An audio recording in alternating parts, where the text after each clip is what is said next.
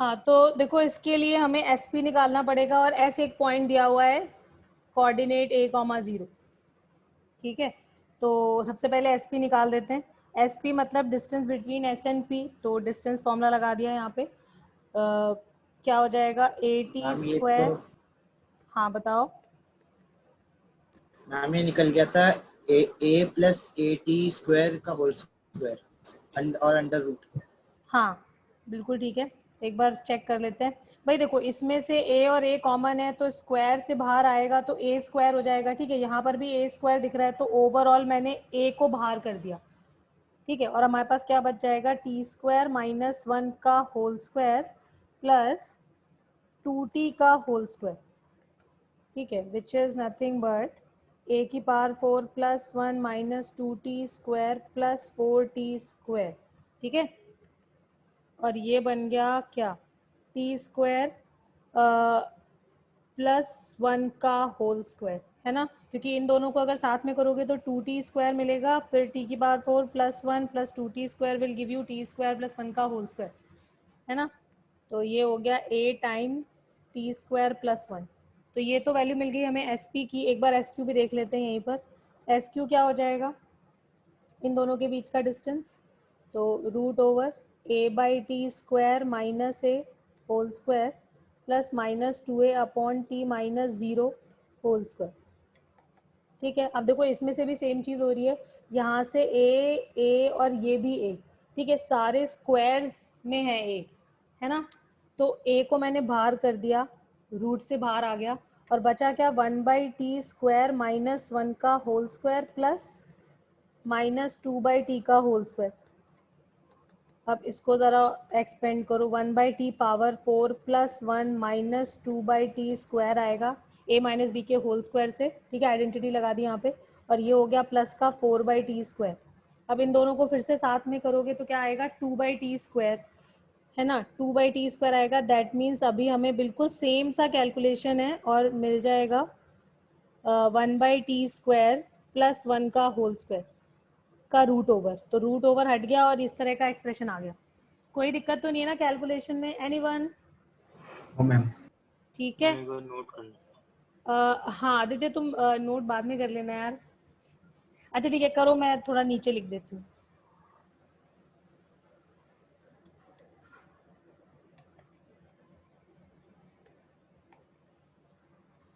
देखो अभी हमें ये एक्सप्रेशन कैलकुलेट करना था, सिंप्लीफाई करना था। तो 1 अपॉन एस पी मतलब a times T square plus 1, और 1 अपॉन एस क्यू मतलब a टाइम्स, इसको एलसीएम लेके लिख दें अगर तो ये आ जाएगा 1 plus T square upon T square. ठीक है, तो यहाँ पर 1 प्लस टी स्क्वायर और ए टी स्क्वायर को ऊपर भेज दिया मैंने। ठीक है, तो ये सेम हो जाएगा और ओवरऑल हमारे पास 1/a बच जाएगा, है ना। जितने बच्चों ने क्वेश्चन करके भेजा है उन्होंने यस सही मैम। सही सा कैलकुलेशन भेजा है। ठीक है, तो ये आ जाएगा 1/a which is independent of t, and that was the question. ये क्या है भाई, कौन है ये, हु इज दिस? मैम कोई एक्स्ट्रा है। को चेक करते हैं। एक तो वैसे ही टाइम नहीं, ऊपर से पता नहीं कौन कौन से एलिमेंट्स आ जाते हैं। क्या नाम लिख रहा था यहाँ पे, चला गया शायद, HRB। अब दिख नहीं रहा ना। नहीं, वो तो एग्जिट कर गया। बेटर।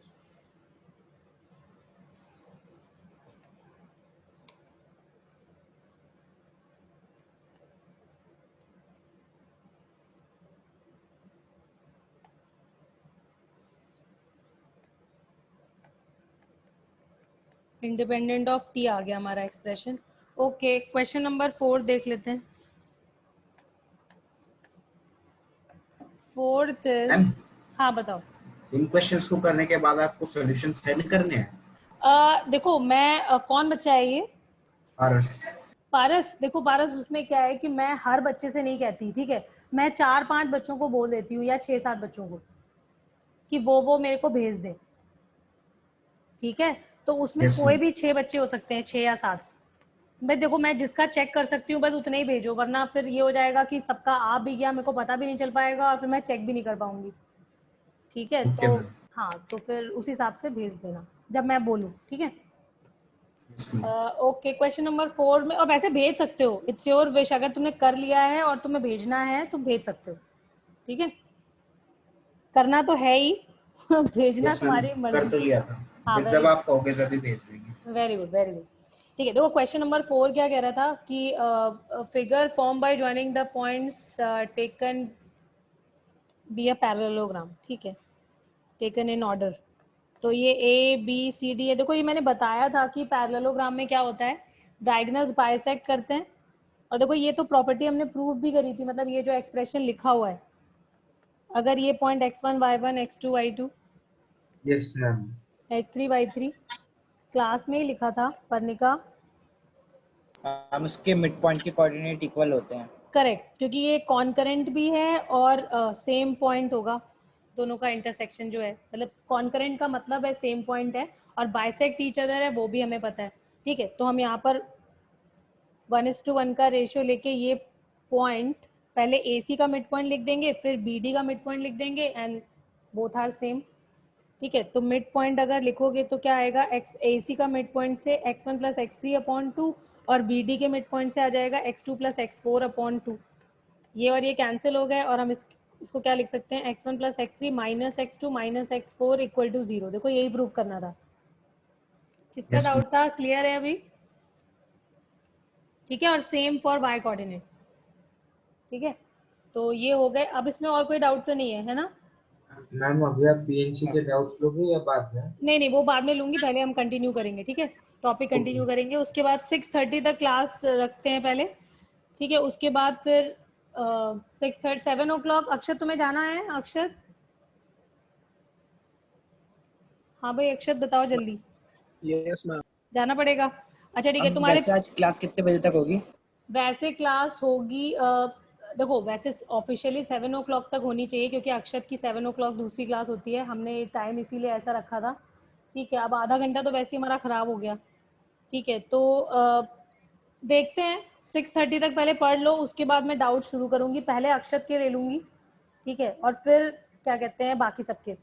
तो पीएनसी आज हमें ख़त्म करना है, कुछ भी हो जाए, क्योंकि मैंने टेस्ट ओपन करना है एनसी का टेस्ट है वो कब तक खोलोगे आप? संडे तक।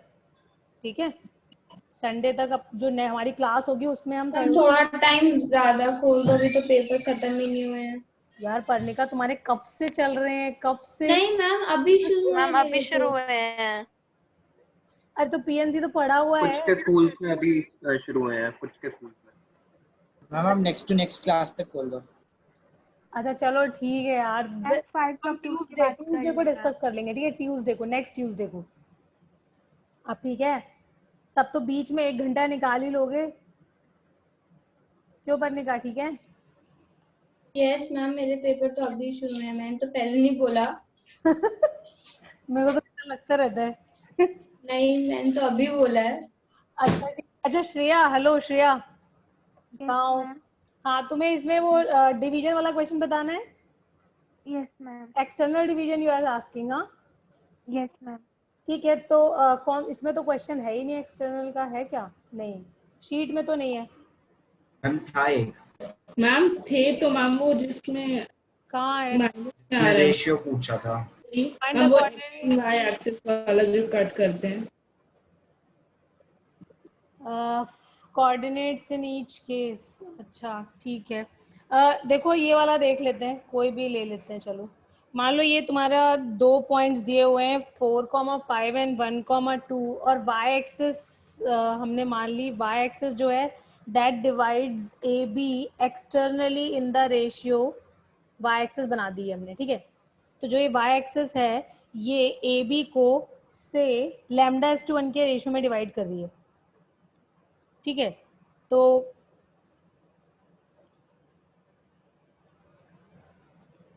हमें रेशियो निकालना है, राइट? तो हम जब रेशियो निकालना है तब हम लैम्डा का साइन लेके थोड़ी ना चलेंगे। तो वाई एक्सिस को कहीं पर भी मान लो, हम क्यों माने कि वो यहाँ पर है, हमें क्या पता वो कहाँ पर डिवाइड कर रही है। अगर क्वेश्चन में ये गिवन होता कि एक्सटर्नली डिवाइड हो रहा है तो हम उसको बाहर लेंगे, अदरवाइज हम क्यों लें? हमें क्या पता कैसे डिवीजन हो रहा है। ठीक है, तो हमने वाई एक्सिस ले लिया, ये λs/1 के रेशियो में डिवाइड कर रहा है ए बी लाइन सेगमेंट को। ओके श्रेया? Yes ma'am. ठीक है, अब लैम्डा की वैल्यू हमें बताएगी कि कैसा डिवीजन है। ठीक है, तो निकालो लैम्डा की वैल्यू।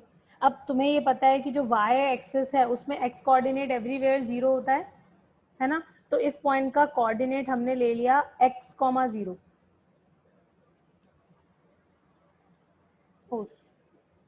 0, y, 0, y ले लो, 0, h ले लो, कुछ भी ले लो।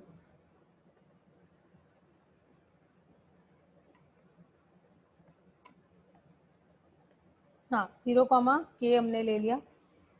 ठीक है, अच्छा अब क्या करोगे? सेक्शन फॉर्मूला लगा देते हैं। तो लैम्डा, अगर लैम्डा लोगे तो मल्टीप्लाई करोगे 1 से, 1 लोगे तो मल्टीप्लाई करोगे 4 से, डिवाइड बाय लैम्डा प्लस 1, और ये किसके बराबर है? 0। ठीक है, जो एक्स कोऑर्डिनेट आया, तो यहाँ से लैम्डा की वैल्यू कितनी आ रही है? -4। तो रेशियो क्या आ रहा है? अगर λ/1 वॉज द रेशियो तो -4:1, और लैम्डा की वैल्यू -1 क्या बता रही है? डिवीजन है ना? एक्सटर्नल, अगर लैम्डा लेस देन 0 इसका मतलब है this line divides A B externally, y axis divides A B externally. यही तो हमने देखा था लास्ट क्लास में, इंटरनल और एक्सटर्नल डिवीजन। मैम उसमें तो मतलब m2 माइनस में लाइक लेते थे। देखो मैंने तुम्हें क्या बताया था, जो m/n की वैल्यू है अगर ये ग्रेटर देन 0 थी, इसको मैंने लैम्डा रिप्लेस नहीं किया था, याद नहीं है यार रिवांशु, तुमने पढ़ा नहीं? मैम ये तो आ गया समझ। तो एक हाँ। आपने क्वेश्चन करवाया था कि उसके अंदर इंटरनली और एक्सटर्नली दोनों निकालना है, तो मैम इंटरनली तो निकल गया लेकिन एक्सटर्नली नहीं निकला। एक्सटर्नली नहीं निकला? एक सेकेंड, ऐसे तो भाई फॉर्मूला, रुक जाओ फिर मैं क्वेश्चन निकालती हूँ।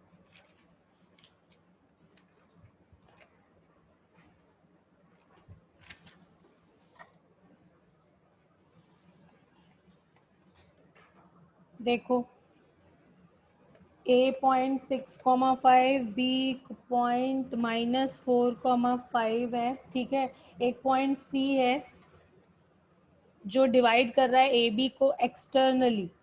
ठीक है, इन द रेशियो 3:2, यानी कि यहाँ से यहाँ तक 3 और यहाँ से यहाँ तक तुम 2 लोगे और इस पॉइंट के कोऑर्डिनेट्स लिखने हैं। यही वाला क्वेश्चन है? यस मैम यही है। ठीक है, तो कैसे करोगे? देखो एक्सटर्नल डिवीजन का फॉर्मूला क्या होता है? mx2 - nx1 upon m-n। ठीक है, और ऐसे ही सिमिलर सा y के लिए होता है या नहीं होता है? ओके मैम आ गया समझ। अब हो जाएगा? मैम अब हो जाएगा, मैंने गलत लिख लिया था फॉर्म। हाँ चलो अच्छा ठीक है, अब आगे बढ़ते हैं। हाँ,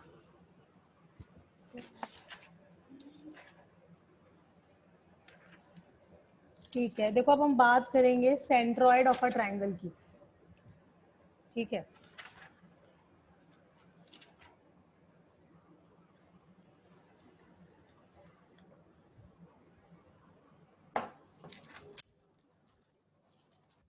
सेंट्रॉइड का बच्चों एक क्वेश्चन आया था बीच में, वो कर लिया था तुम लोग को? याद होगा 11th यस क्लास। मैम कर लिया। ठीक है ठीक है ठीक है, चलो ठीक है, तो फिर स्लोप से शुरू करते हैं। स्लोप ऑफ अ लाइन,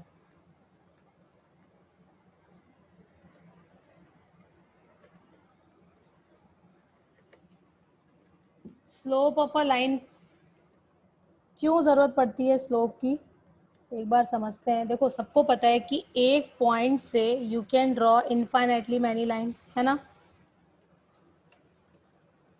ठीक है, अच्छा अगर हमारे पास 2 पॉइंट्स हैं तो कितनी लाइंस ड्रॉ कर सकते हो? हाँ बताओ, कितनी लाइंस ड्रॉ हो सकती है if you have given 2 points? 1 line. 1 line. 1 line, और 1 यूनिक लाइन, केवल एक ही लाइन होगी जो इन दोनों पॉइंट से पास हो रही होगी, है ना? अच्छा कोई तरीका है अगर हमें एक पर्टिकुलर लाइन ड्रॉ करनी है तो क्या कोई और तरीका है कि एक पर्टिकुलर लाइन ही ड्रॉ हो? क्या क्या पता हो उसके लिए, क्या क्या पता होना चाहिए? अच्छा देखना, अगर सपोज हमें एक पॉइंट गिवन है, ठीक है, and direction of line given है, हमें एक point on the line given है and direction of line given है, तब भी तो तुम्हें एक ही लाइन ड्रॉ होगी, मतलब तब भी तो हम एक ही लाइन ड्रॉ Yes, कर ma'am. सकते हैं, ठीक है। तो बेसिकली इस डायरेक्शन को ही हम क्या बोलते हैं, slope of the line. Direction of line is called slope of the line in coordinate geometry, ठीक है। तो अब ये डायरेक्शन कैसे निकलेगी या ये स्लोप कैसे डिफाइन करेंगे वो समझते हैं। उसके लिए सबसे पहले हमें पता होना चाहिए व्हाट इज इंक्लिनेशन, ठीक है। इंक्लिनेशन का क्या मतलब होता है, देखो कोई भी लाइन है, मान लो हमने एक लाइन ये ले ली, एक लाइन ये ले ली, ठीक है।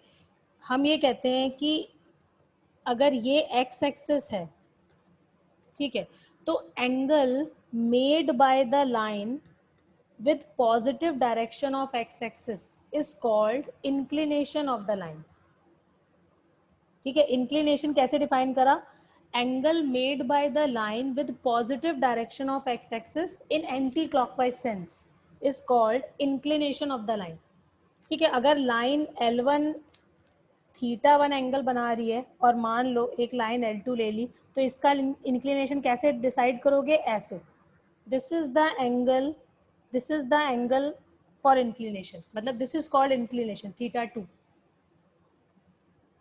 ठीक है। तो इंक्लिनेशन हमने कैसे डिफाइन किया, angle made by the line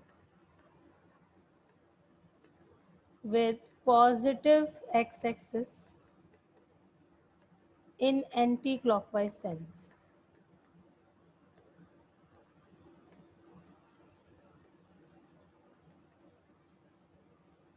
ठीक है, is called inclination, okay. And अब स्लोप की बात करते हैं। tan of the inclination, tan of this angle is called slope of the line, ठीक है। tan of the tangent या tan कुछ भी बोलो, ठीक है, tangent of this angle is called slope of the line, ठीक है। और इसको हम रिप्रेजेंट करते हैं स्मॉल m से, दिस इज स्लोप। हमने सबसे पहले इंक्लिनेशन देखा और फिर हमने उसका tan लिया and that is slope of the line. अब सपोज एक लाइन है जो x एक्सिस से 60 एंगल बना रही है, what is slope of the line, Akhil बताना आंसर। इस लाइन का tan स्लोप 60 कितना होता है, वैल्यू √3 √3। एक लाइन है making an angle 120 degree with positive x axis, what is slope of the line, tan 120 answer. tan 120 value -1/√3 किसने बताया,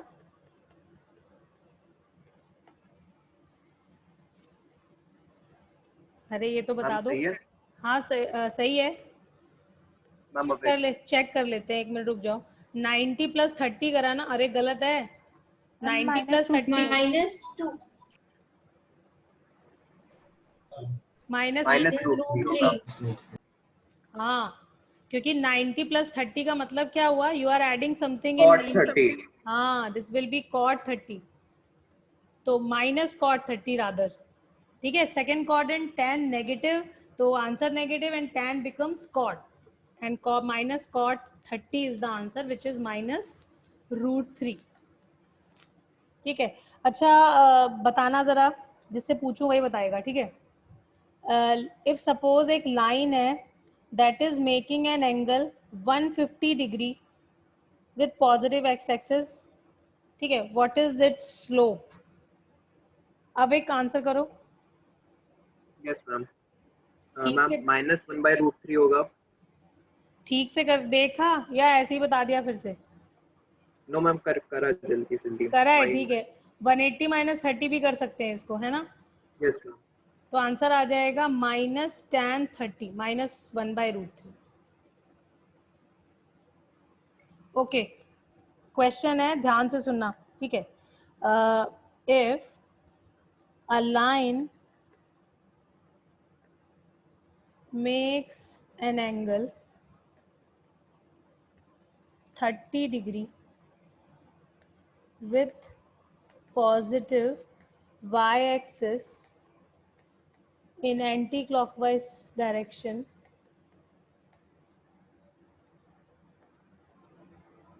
ठीक है, what is its slope? What is slope of the line?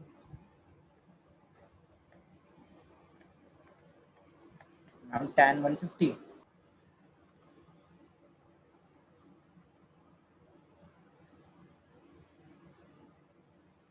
गलत है, और जिससे पूछा जाएगा वही बताएगा, और थोड़ा सोचो और फिर आंसर करो।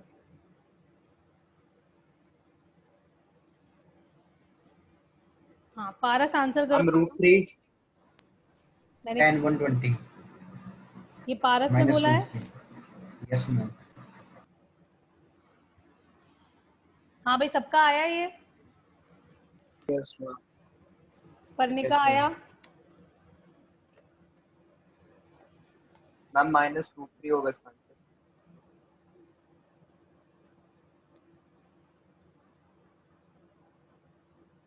सबका आ गया या नहीं आया? मैम √3 नहीं होना चाहिए? √3 कह रहे हो, कैसे बताओ स्वयं?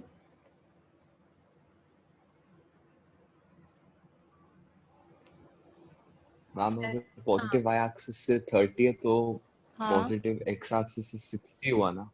देखो, तुम्हारी लाइन इसका मतलब है कुछ ऐसी होगी। मैम एंटी क्लॉकवाइज चलेगा ये तो। हाँ एंटी क्लॉकवाइज चलेगा तो इतना एंगल बना रहा है 30 डिग्रीज। अच्छा ओके मैम, समझ गया। ठीक है, tan तो 120 ये हुआ। 30, हाँ तो ये 30, ये 90, तो ये कितना हो जाएगा? ये एंगल 30, ये 90, और हमारा ये एंगल कितना हो जाएगा? 120, 60 हो जाएगा, है ना? तो 60, इसका मतलब बचा हुआ कितना है? 120, और हमें चाहिए tan ऑफ दिस एंगल, ठीक है? तो देयरफॉर -√3 इज करेक्ट।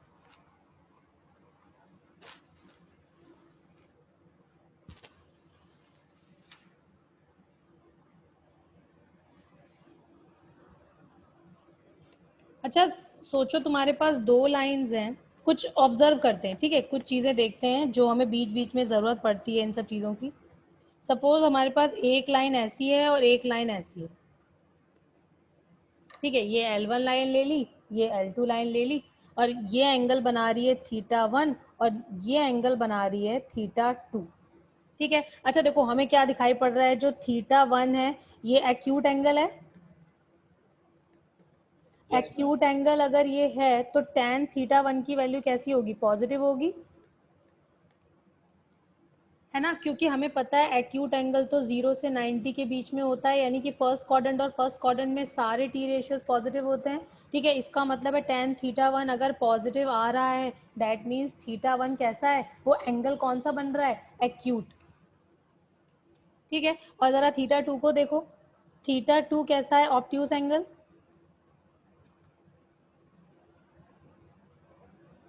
और अगर ऑब्ट्यूस एंगल कोई लाइन बना रही है with positive x axis in anti clockwise direction, तो tan θ2 की वैल्यू कैसी आ जाएगी?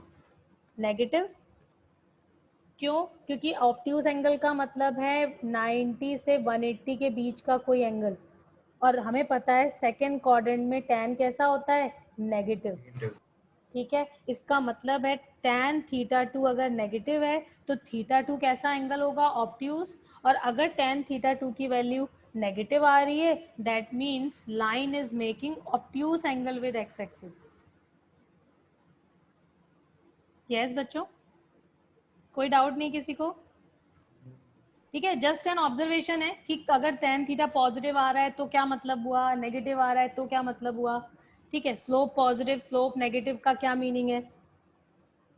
ठीक है, अगर स्लोप पॉजिटिव है दैट मीन्स जो एंगल एक्स एक्सिस से बन रहा होगा वो एक्यूट होगा, और अगर स्लोप नेगेटिव है that means line is making obtuse angle with x axis. Yes, एक और चीज नोटिस करते हैं, सपोज हमारा एक लाइन ऐसी है और एक लाइन ऐसी है, ठीक है, ये L1 लाइन है, ये L2 लाइन है। L1 लाइन θ1 एंगल बना रही है एंड L2 लाइन से θ2 एंगल बना रही है, ठीक है। तो हमें क्या दिखाई पड़ रहा है, जो θ1 है वो लेसर देन θ2 है ना। तो इसका मतलब क्या हो जाएगा, जो tan θ1 होगा वो tan θ2 से स्मॉलर होगा या नहीं होगा भाई। tan कैसा फंक्शन है, बढ़ता हुआ फंक्शन है या नहीं। tan का ग्राफ देखो सबको पता होना चाहिए, छोटी छोटी सी चीजें हैं, बस देखने वाली बात है कि याद है या नहीं। देखो tan का ग्राफ ऐसा होता है 0 से π/2 के बीच में, इसको बोलते हैं इंक्रीजिंग फंक्शन। इंक्रीजिंग फंक्शन मतलब x के साथ अगर x बढ़ रहा है तो y की वैल्यूज भी बढ़ रही है, ठीक है। तुम ध्यान से देखो 0 से 90 के बीच में क्या हो रहा है, x के साथ साथ y भी बढ़ता जा रहा है। पारस समझ में आ रहा है ये? Yes ma'am. ठीक है, तो अगर हमारा θ1 लेस देन θ2 है, मतलब अगर हम एंगल को बढ़ाते जाएं तो tan θ1 की वैल्यू भी बढ़ती जाएगी, ठीक है। इसका मतलब है हमारी जो L2 लाइन है उसका स्लोप ज्यादा होगा फ्रॉम एक्स एक्सिस, मतलब जो एंगल बना रही है वो बिगर एंगल होगा, ठीक है। तो ये चीजें भी क्लियर होनी चाहिए। अच्छा, आप सपोज हमारी एक्स एक्सिस को ले लेते हैं, ठीक है, this is our x axis and question is find या tell me the slope of x axis. जिससे पूछूंगी वही बताएगा, ठीक है। Think and then answer. Slope of x axis, ठीक है, तुम्हें एंगल की जरूरत होती है और फिर हम उसका टैन ले लेते हैं, ठीक है। तो मेरे को आंसर करो, कौन करेगा? हाँ, नीरज बताओगे slope of x axis ma'am 0। कैसे? मैम स्लोप 0 डिग्री बना रही है ना लाइन एक्स एक्सिस से। tan 0 जीरो होगा? Yes ma'am. बिल्कुल ठीक है, जीरो ही होगा। क्यों होगा जीरो? क्योंकि मैंने क्या बताया था, सबसे पहले हमें चेक करना होता है वो लाइन एक्स एक्सिस की पॉजिटिव डायरेक्शन से कौन सा एंगल बना रही है, और अगर हमारी लाइन एक्स एक्सिस ही है तो वो तो एक्स एक्सिस से कितना एंगल बनाएगी अपने आप के साथ, जीरो एंगल, ठीक है। And tan 0 is the slope of the line and which is zero, ठीक है। And what about y axis, slope of y axis? infinity not defined। Not defined, ठीक है। तो tan, क्योंकि हमें पता है हमारी जो y एक्सिस है वो x एक्सिस की पॉजिटिव डायरेक्शन से कितना एंगल बना रही है, 90 degree. Therefore tan of the angle is called slope of the line. Answer is not defined, जिसको हम इंफिनिटी लिखते हैं। और अगर हमें इक्वेट करना होता है, ठीक है ना, तो हम 1/0 से इसको मैथमेटिकली जब भी सिंप्लीफाई करना है कोई चीज तो हम 1/0 से इक्वेट कर देते हैं, ठीक है। कोई डाउट नहीं है यहाँ तक?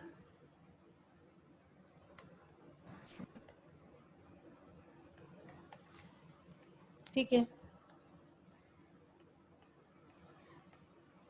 अच्छा, अब सपोज हमें स्लोप निकालनी है, slope of line joining two points. मतलब क्या, तुम्हारे पास से 2 पॉइंट्स गिवन है, x1 y1 x2 y2, ठीक है। अभी हमें एंगल नहीं गिवन है, अभी हमें 2 points on a line given है, ठीक है। और हमें क्या लिखना है, स्लोप ऑफ द लाइन, ठीक है। तो एनी आइडिया कैसे निकलना चाहिए?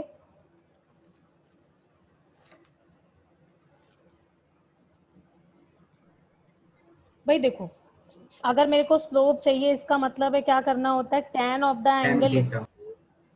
हाँ tan थीटा लिखते हैं स्लोप, ठीक है। लेकिन यहाँ पर थीटा की वैल्यू तो नहीं पता, लेकिन हमें 2 पॉइंट्स गिवन है,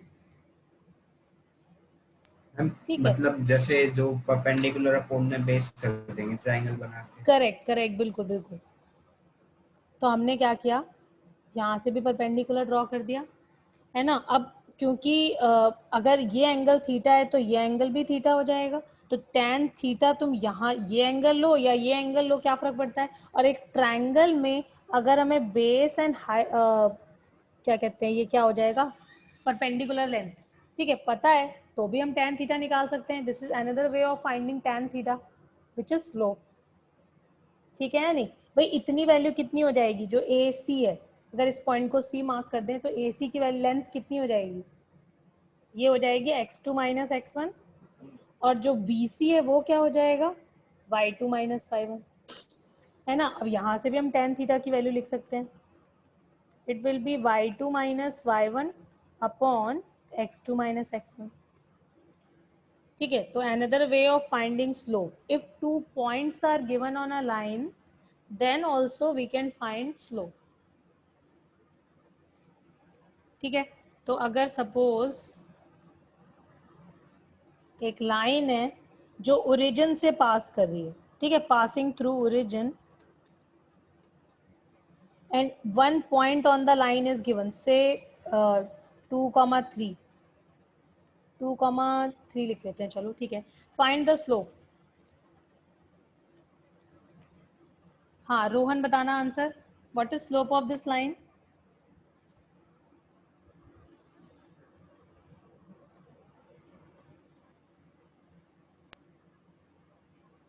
थ्री अपॉन टू। 3/2 करने का सही है ये।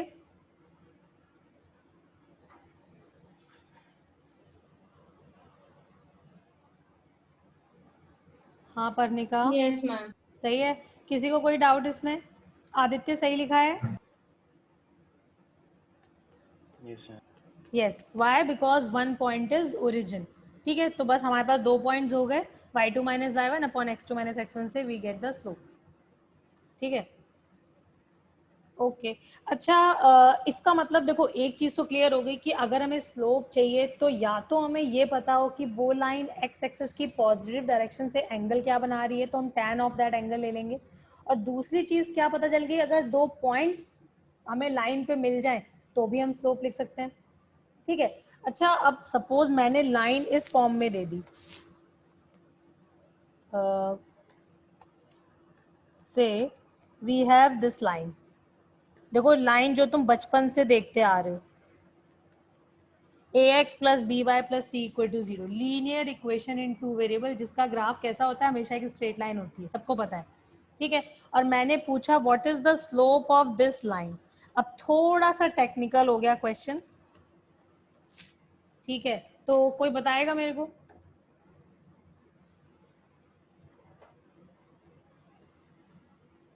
हिंट ऊपर किया हुआ है, जस्ट ऊपर वाला फंडा यूज करना है।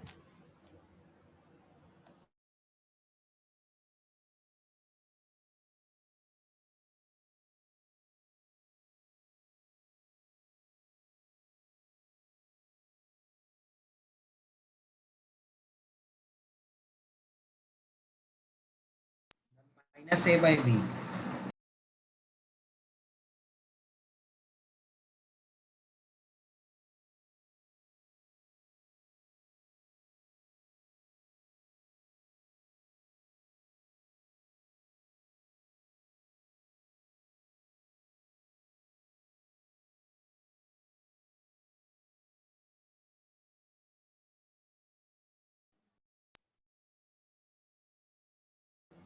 हाँ भाई कौन बता रहा है।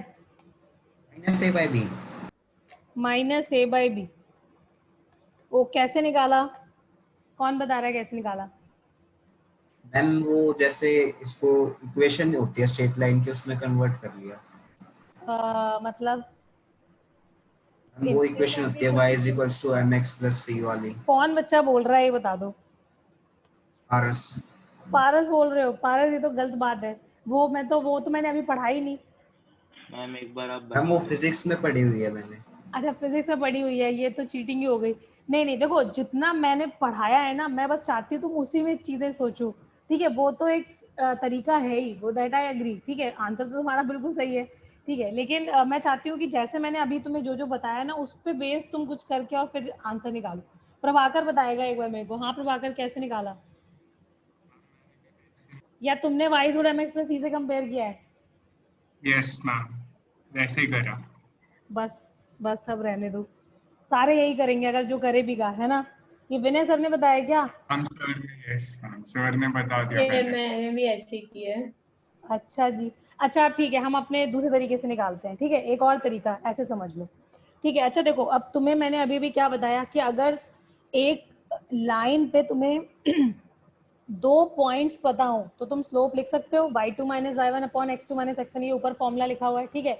अब ये बताओ कि अगर सपोज ये तो मैंने इस फॉर्म में लाइन दे दी, मान लो मैंने लाइन दी होती 2x plus y is equal to 1, और मैंने तुमसे कहा होता कि इसको ड्रॉ करो, तो तुम कैसे करते थे बचपन में? कैसे करते थे इस लाइन को ड्रॉ करने के लिए? तुम पहले इक्वेशन के कोऑर्डिनेट्स निकाल के। करेक्ट करेक्ट, बिल्कुल। तुम पहले पॉइंट्स निकालते थे, इस लाइन के सॉल्यूशंस निकालते थे, ठीक है। और तुम्हें पता है सिर्फ 2 पॉइंट्स से अगर हमें 2 पॉइंट्स मिल जाएंगे तो लाइन ड्रॉ हो जाएगी। तो तुम क्या करते थे, पहले x इज इक्वल टू 0 तो y की वैल्यू देख ली, y इक्वल टू 0 x की वैल्यू देख ली, और फिर 2 पॉइंट्स मिल गए, ज्वाइन कर दिया, लाइन आ गई। तो इसका मतलब है अगर तुम्हारे पास लाइन लिखी हुई है तो तुम एनी 2 पॉइंट्स तो तुम लिख ही सकते हो, है कि नहीं। तो यहाँ पे लिखो, अगर हमने x इज इक्वल टू 0 डाला तो y की वैल्यू देखो क्या आएगी, ये 0 कर दो तो y की वैल्यू आ जाएगी माइनस सी बाई बी, और अगर y 0 करोगे तो x की वैल्यू कितनी आ जाएगी, माइनस सी बाई आएगी। अब इस बार y को 0 करो, देखो इसको हटाओ तो अभी क्या आ जाएगा, माइनस सी बाई, हो गया। और अब तुम्हें 2 पॉइंट्स अगर मिल गए, एक पॉइंट है माइनस सी बाय ए कॉमा 0 और एक पॉइंट है 0 कॉमा माइनस सी बाय बी, और अब स्लोप लिखना है तो हमारा फॉर्मूला y2 माइनस y1, तो y2 इसको ले लेते हैं y2 minus y1 upon x2 minus x1, तो क्या आ जाएगा आंसर, क्या आ जाएगा माइनस a बाई बी, जो तुमने y जोड़ा mx प्लस सी से कंपेयर करके निकाला है, ठीक है। अभी यस मैम। पारस ओके? Yes ma'am. ठीक है। एक्चुअली तुम्हारी आवाज़ ना मेरे को 2-3 बच्चों से मिलती जुलती सी दिख रही है तो अभी थोड़ा टाइम लगेगा, ठीक है। ओके, आगे बढ़ते हैं। अच्छा देखो, अब तुम्हें ये याद रखना है कि जब भी हमारे पास ax plus b y plus c equal to 0 इस फॉर्म में लाइन आएगी तो हम स्लोप कैसे लिखेंगे, माइनस ए बाई बी को minus of coefficient of x divide by coefficient of y। Okay, मैंने लिखा एक लाइन। आवाज कर दी। हाँ आदित्य, अभी आ रही है, आई विल गो स्लो, ठीक है, थोड़ा धीरे। हाँ, ये चीज समझ में आ गई कैसे स्लोप लिखी है ये आदित्य? हाँ, ये याद हो गया, माइनस ए बाई बी, ठीक है। हर जगह हम यही यूज करेंगे, इसलिए ये तुम लोग को इमीडिएटली याद रखना है, ठीक है। लाइन है 3x minus y minus 4 equal to 0। Akshat slope बताना जल्दी से।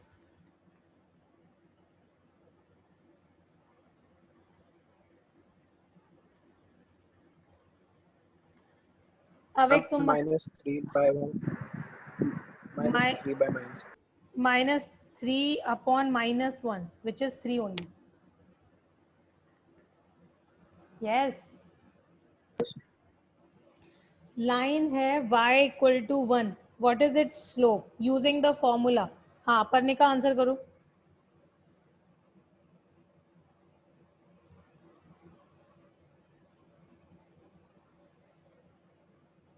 भाई देखो, तुम्हारी लाइन क्या लिखी हुई है, 0 into x plus 1 into y minus 1 equal to 0, ठीक है। तो स्लोप हमें कैसे लिखनी होती है, minus of A, answer is 0। बच्चों मैं थोड़ा तेज तो नहीं जा रही ना? मैम। ठीक है,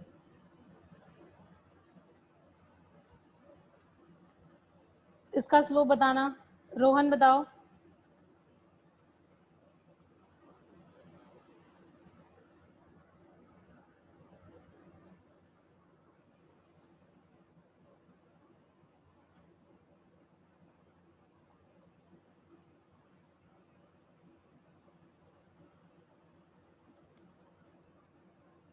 रोहन क्या हुआ?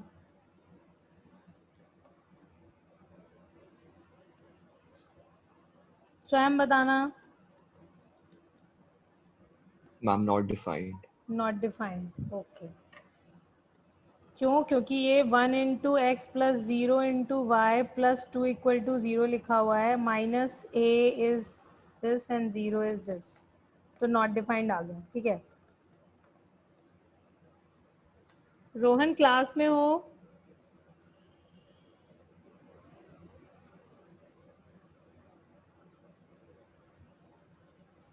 अरे रोहन है ही नहीं क्या?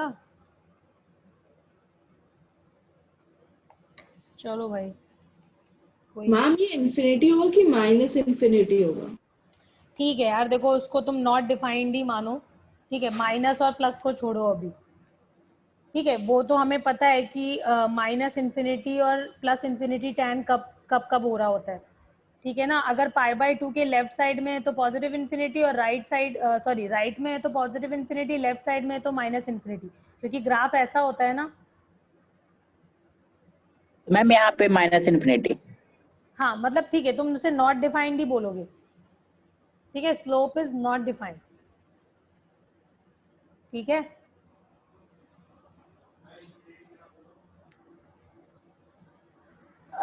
ओके। अच्छा सपोज तुम्हारे पास लाइन दी हुई है 2x plus 3y minus 4 equal to 0। मैंने तुमसे पूछा कि is this line making obtuse angle और acute angle with x axis, तो टेल मी दैट। हाँ श्रेया आंसर करना, श्रेया।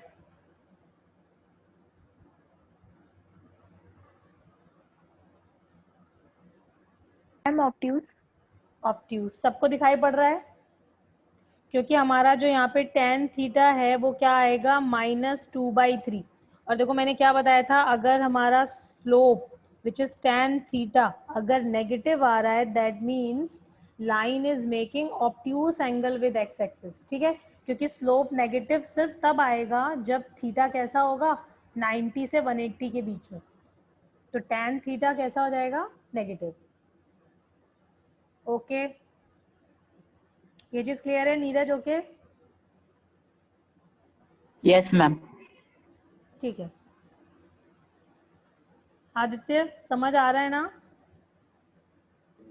Yes ma'am. ओके ठीक है, तो देखो हम आगे बढ़ते हैं और अब हम बात करेंगे angle between lines when slopes are given.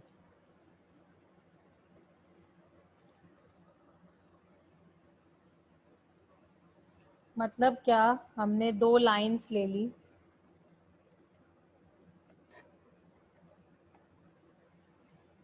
एक L1 एक L2। ठीक है, इसका स्लोप मैंने M1 ले लिया, इसका M2 ले लिया।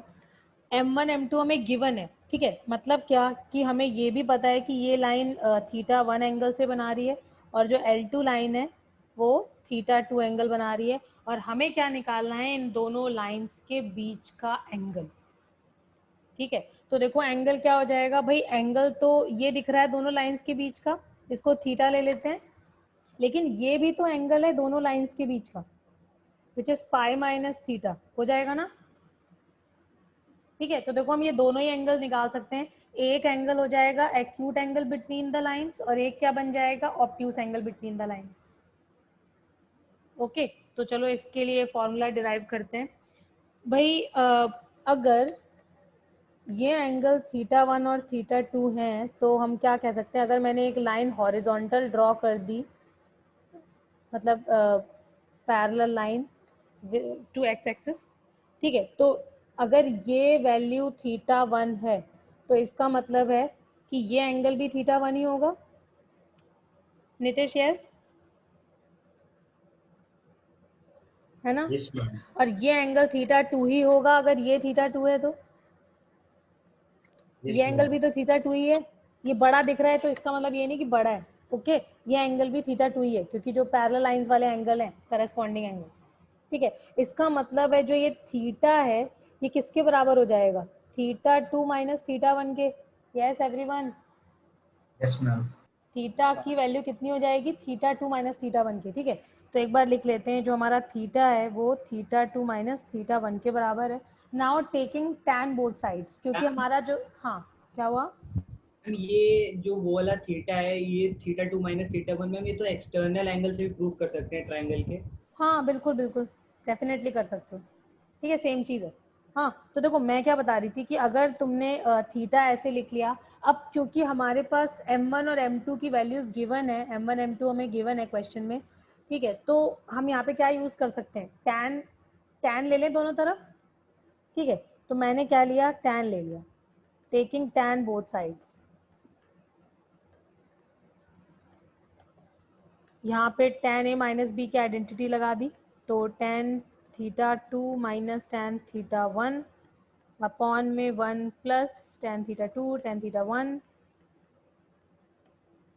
ठीक है। लेफ्ट साइड क्या है? tan थीटा, तो हमारे पास क्या आ गया? क्योंकि ये क्या लिखा हुआ है? m2, दूसरा क्या है? m1 upon 1 plus m1 m2, ठीक है। अच्छा देखो, अब जो ये वैल्यू है ये तो पॉजिटिव या नेगेटिव कुछ भी हो सकती है कि नहीं? लेकिन अगर हम एक्यूट एंगल निकाल रहे हैं तो हम इसमें क्या करेंगे? एक मॉडुलस साइन लगा देंगे, ठीक है।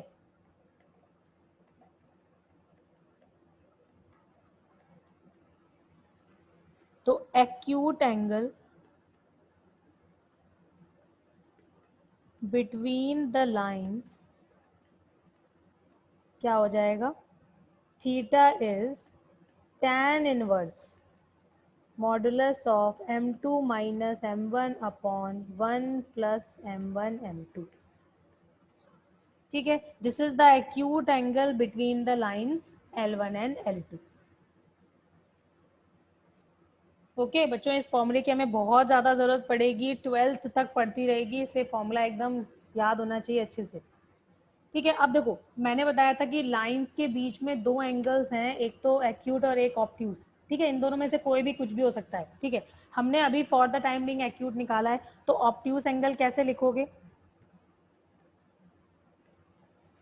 Obtuse angle would be pi minus theta, ठीक है, मतलब pi minus tan inverse modulus of m2 minus m1 upon 1 plus m1 m2।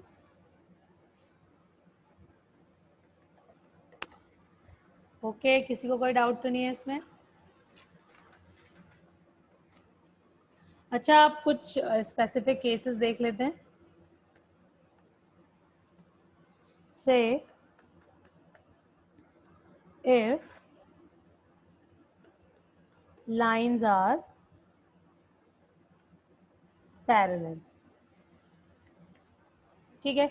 अगर लाइंस पैरेलल हैं तो क्या होगा? मैम ये केसेस है क्या? हाँ ये केसेस हैं, केस 1 हम डिस्कस कर रहे हैं अभी, ठीक है, कि अगर लाइंस पैरेलल हैं, ठीक है, तो what is the relation between slopes of the lines, ठीक है, इक्वल होंगे। करेक्ट, बिल्कुल स्लोप्स इक्वल होंगे। ये वैसे भी समझ में आ रहा है लेकिन एक बार देख भी लेते हैं भाई। अगर ये थीटा 1 और ये थीटा 2 है तो हमें यहाँ पर नजर आ रहा है कि या फिर ऊपर वाले फॉर्मूले से भी देख लेते हैं एक बार, वो ज़्यादा बेटर रहेगा, कि हमारा जो tan थीटा है इसमें थीटा क्या था? एंगल बिटवीन लाइंस था, और अभी हमारा एंगल क्या हो जाएगा दोनों लाइंस के बीच का? 0, है कि नहीं भाई? देखो पैरेलल लाइन है, तुमने मान लो इस लाइन को उठा के इसके ऊपर रख दिया, इसके ऊपर है ये, ठीक है, इसके से ऊपर रख दिया, ठीक है, तो दोनों लाइंस के बीच का एंगल क्या है? 0 ही तो है। तो यहाँ पे तुमने लेफ्ट साइड में लिख दिया tan 0, और राइट में क्या है? m2 minus m1 upon 1 plus m1 m2। हाँ बताओ। मैम मैम आपकी आवाज कट गई। अच्छा आवाज कट गई, ठीक है थोड़ा सा धीरे धीरे चलते हैं। मैम ये वाला फिर एक्सप्लेन कर दीजिए। ओके ओके, देखो मैं क्या बता रही थी कि अगर लाइंस पैरेलल हैं, ठीक है, तो क्या होगा कि जो लाइंस के बीच का एंगल है जो हमने ऊपर पढ़ा है tan थीटा, थीटा क्या हो जाएगा, 0 हो जाएगा या नहीं हो जाएगा। अगर तुम्हें दोनों लाइंस के बीच का एंगल देखना है तो तुम एक काम करो, इस लाइन को इसके ऊपर ही रख के देख लो एक बार। भाई पैरेलल लाइन है, शिफ्ट तो कर ही सकते हो डायरेक्शन सेम रख के। अगर हमें एंगल देखना है तो हम ऐसे लिख सकते हैं या नहीं, या फिर इसको ऐसे भी समझ सकते हो कि if angle between lines is 0, कैसे भी समझ सकते हो। अगर लाइंस पैरेलल है तो उनके बीच का एंगल क्या बनेगा, 0 ही एंगल बनेगा। Yes yes ma'am. ठीक है, तो उस केस में अगर हमारा फॉर्मूला ऐसा दिख रहा है और अगर tan 0 से इक्वेट करोगे, तुम्हें पता है ये वैल्यू 0 है, तो ये पूरी चीज़ 0 से मल्टीप्लाई हो जाएगी और हमारे पास रिलेशन क्या आ जाएगा, m2 is equal to m1 if lines are parallel their slopes are same। Awake हो गए। Yes ma'am. Case 2, if lines are perpendicular, ठीक है, अगर परपेंडिकुलर है लाइंस तब क्या होगा, तब थीटा की वैल्यू हो जाएगी 90, लाइंस के बीच का एंगल, इस लाइन का स्लोप m1, L2 लाइन का स्लोप m2, तो हमारा फॉर्मूला क्या हो जाएगा, tan 90 is equal to mod of m2 minus m1 upon 1 plus m1 m2। ठीक है, अब tan 90 को मैंने 1/0 से इक्वेट कर दिया। जब भी मैथमेटिकल कुछ कैलकुलेशंस करने हैं या हमें कुछ रिलेशन लिखना है तो हम क्या करेंगे, इसको 1/0 लिख देंगे। ठीक है, अब तुम्हारा ये वाला जो वैल्यू है ये 1 से मल्टीप्लाई होगी और 0 यहाँ से मल्टीप्लाई होगा, क्रॉस मल्टीप्लाई कर दिया। ठीक है, तो यहाँ पे क्या आ जाएगा, 1 plus m1 m2 equal to 0। That means m1 m2 is -1 and this is very important. ठीक है, if two lines are perpendicular then their slopes are this way related, मतलब स्लोप्स ऑफ द प्रोडक्ट, मतलब product of the slopes is -1। ठीक है, मतलब अगर एक line हमारी है से 2x plus 3y plus 1 equal to 0, ठीक है, जिसका स्लोप है से -2/3, तो slope of line perpendicular to 1 will be what, 3/2। yes, क्योंकि जो प्रोडक्ट रहना चाहिए वो क्या रहना चाहिए, -1। ठीक है, तो अगर मैंने ये रिलेशन यूज किया तो हमारे पास आंसर आ जाएगा। एक का स्लोप हमें गिवन है, दूसरे का हमें निकालना है, तो m2 की वैल्यू क्या आ जाएगी, 3/2। अब हम ये डायरेक्ट यूज करेंगे। ठीक है आदित्य, ओके हाँ ये लो, कहाँ तक बताओ। मैम थोड़ा सा नीचे। Yes ma'am.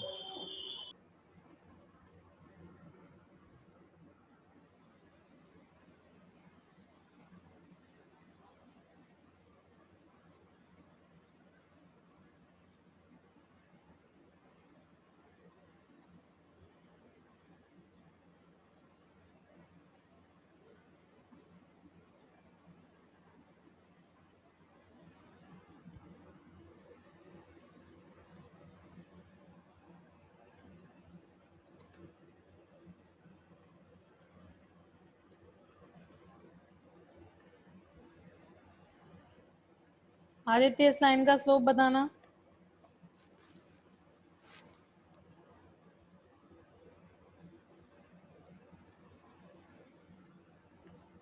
हाँ आदित्य बताओ।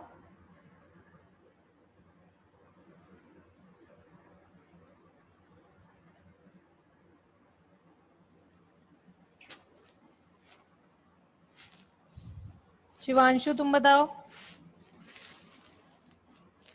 मैम -1/2। -1/2। आदित्य तुम क्या कर रहे थे? लिख रहे थे? गायब ही हो गए। अरे मैं पूछ रही थी स्लोप, तूने सुना नहीं? No ma'am. देखो देखो जरा,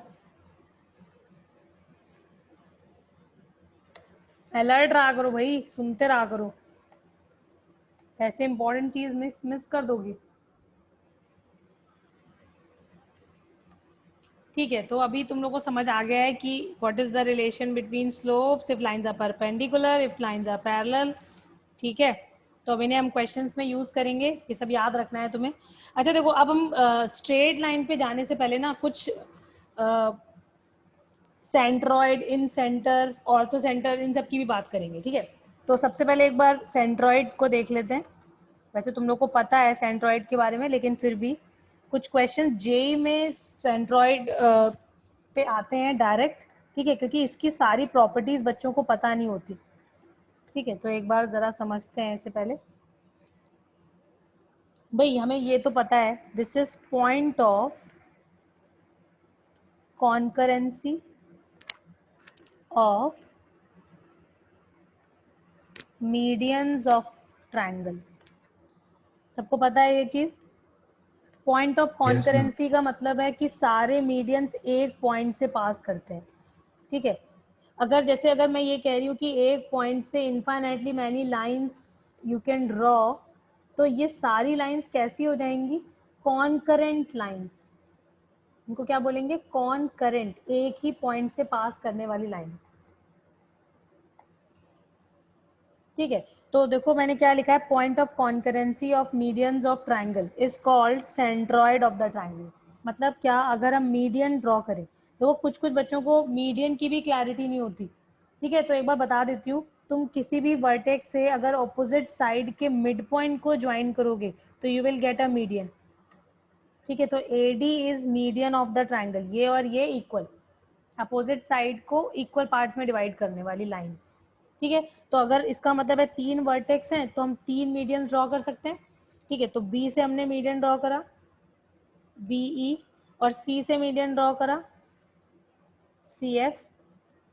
ठीक है, तो ये मीडियंस कॉन्करेंट है, मतलब एक ही पॉइंट से पास करते हैं, और इस पॉइंट को हम क्या बोलते हैं? Centroid of the triangle. ठीक है, G से इसको रिप्रेजेंट करेंगे यहाँ पे। ओके, अच्छा देखो, मीडियन की सबसे, जो ये सेंट्रॉइड है उसकी सबसे पहली प्रॉपर्टी क्या होती है, ये भी ऑलमोस्ट बच्चों को पता होती है, कि जो मीडियन है वो जो सेंट्रॉइड है वो ईच मीडियन को 2:1 के रेशियो में डिवाइड करता है। ठीक है, मतलब क्या, अगर तुम AG:GD का रेशियो देखोगे तो वो 2:1 होगा।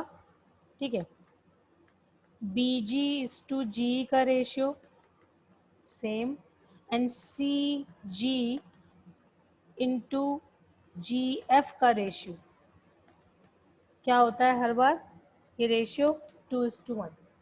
ठीक है, अब सेंट्रॉइड के कोऑर्डिनेट्स, अगर ये पॉइंट x1 y1, ये x2 y2, ये हमने तीनों वर्टेक्स ले लिए। ठीक है, तो सेंट्रॉइड के कोऑर्डिनेट हम निकाल सकते हैं। सेक्शन फॉर्मूला 2 बार यूज़ करना पड़ेगा। एक बार हम यूज़ करेंगे मिड पॉइंट, तो हमें पहले ये मिल जाएगा, और फिर हम 2:1 का रेशियो यूज़ करके सेंट्रॉइड के कोऑर्डिनेट्स निकालेंगे। ये तुम लोग को आता है आई होप निकालना, ठीक है ना? तो इसमें हम टाइम वेस्ट नहीं करेंगे, हम डायरेक्ट फॉर्मूला भी तो होता है इसका। हाँ, डायरेक्ट फॉर्मूले की ही बात कर रही हूँ मैं मैम। x1 + x2 + x3। वही centroid of the triangle is basically x1 + x2 + x3 upon 3, y1 + y2 + y3 upon 3। ठीक है, तो मैं बता रही थी कि ये कैसे आया, तो पता भी है और नहीं पता है तो निकाल के देख लेना। ठीक है, पहले ये वाला और फिर 2:1 के रेशियो से ये वाला कोऑर्डिनेट। ठीक है, मैं वो नोट कर रहा हूँ। करो फटाफट करो। इतना तो तुम लोगों को पहले से पता था। ठीक है, इतना तो बच्चों को पता होता है। अब इसके आगे वाला पार्ट है which is important। हाँ, क्या कह रहे हो अभी? ये तो 10th में भी था। एग्जैक्टली, ये 10th में था।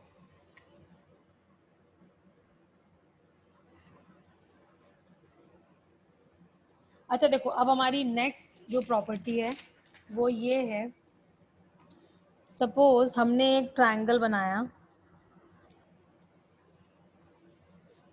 ठीक है, ट्रायंगल ABC, ठीक है, कोऑर्डिनेट्स -2,3,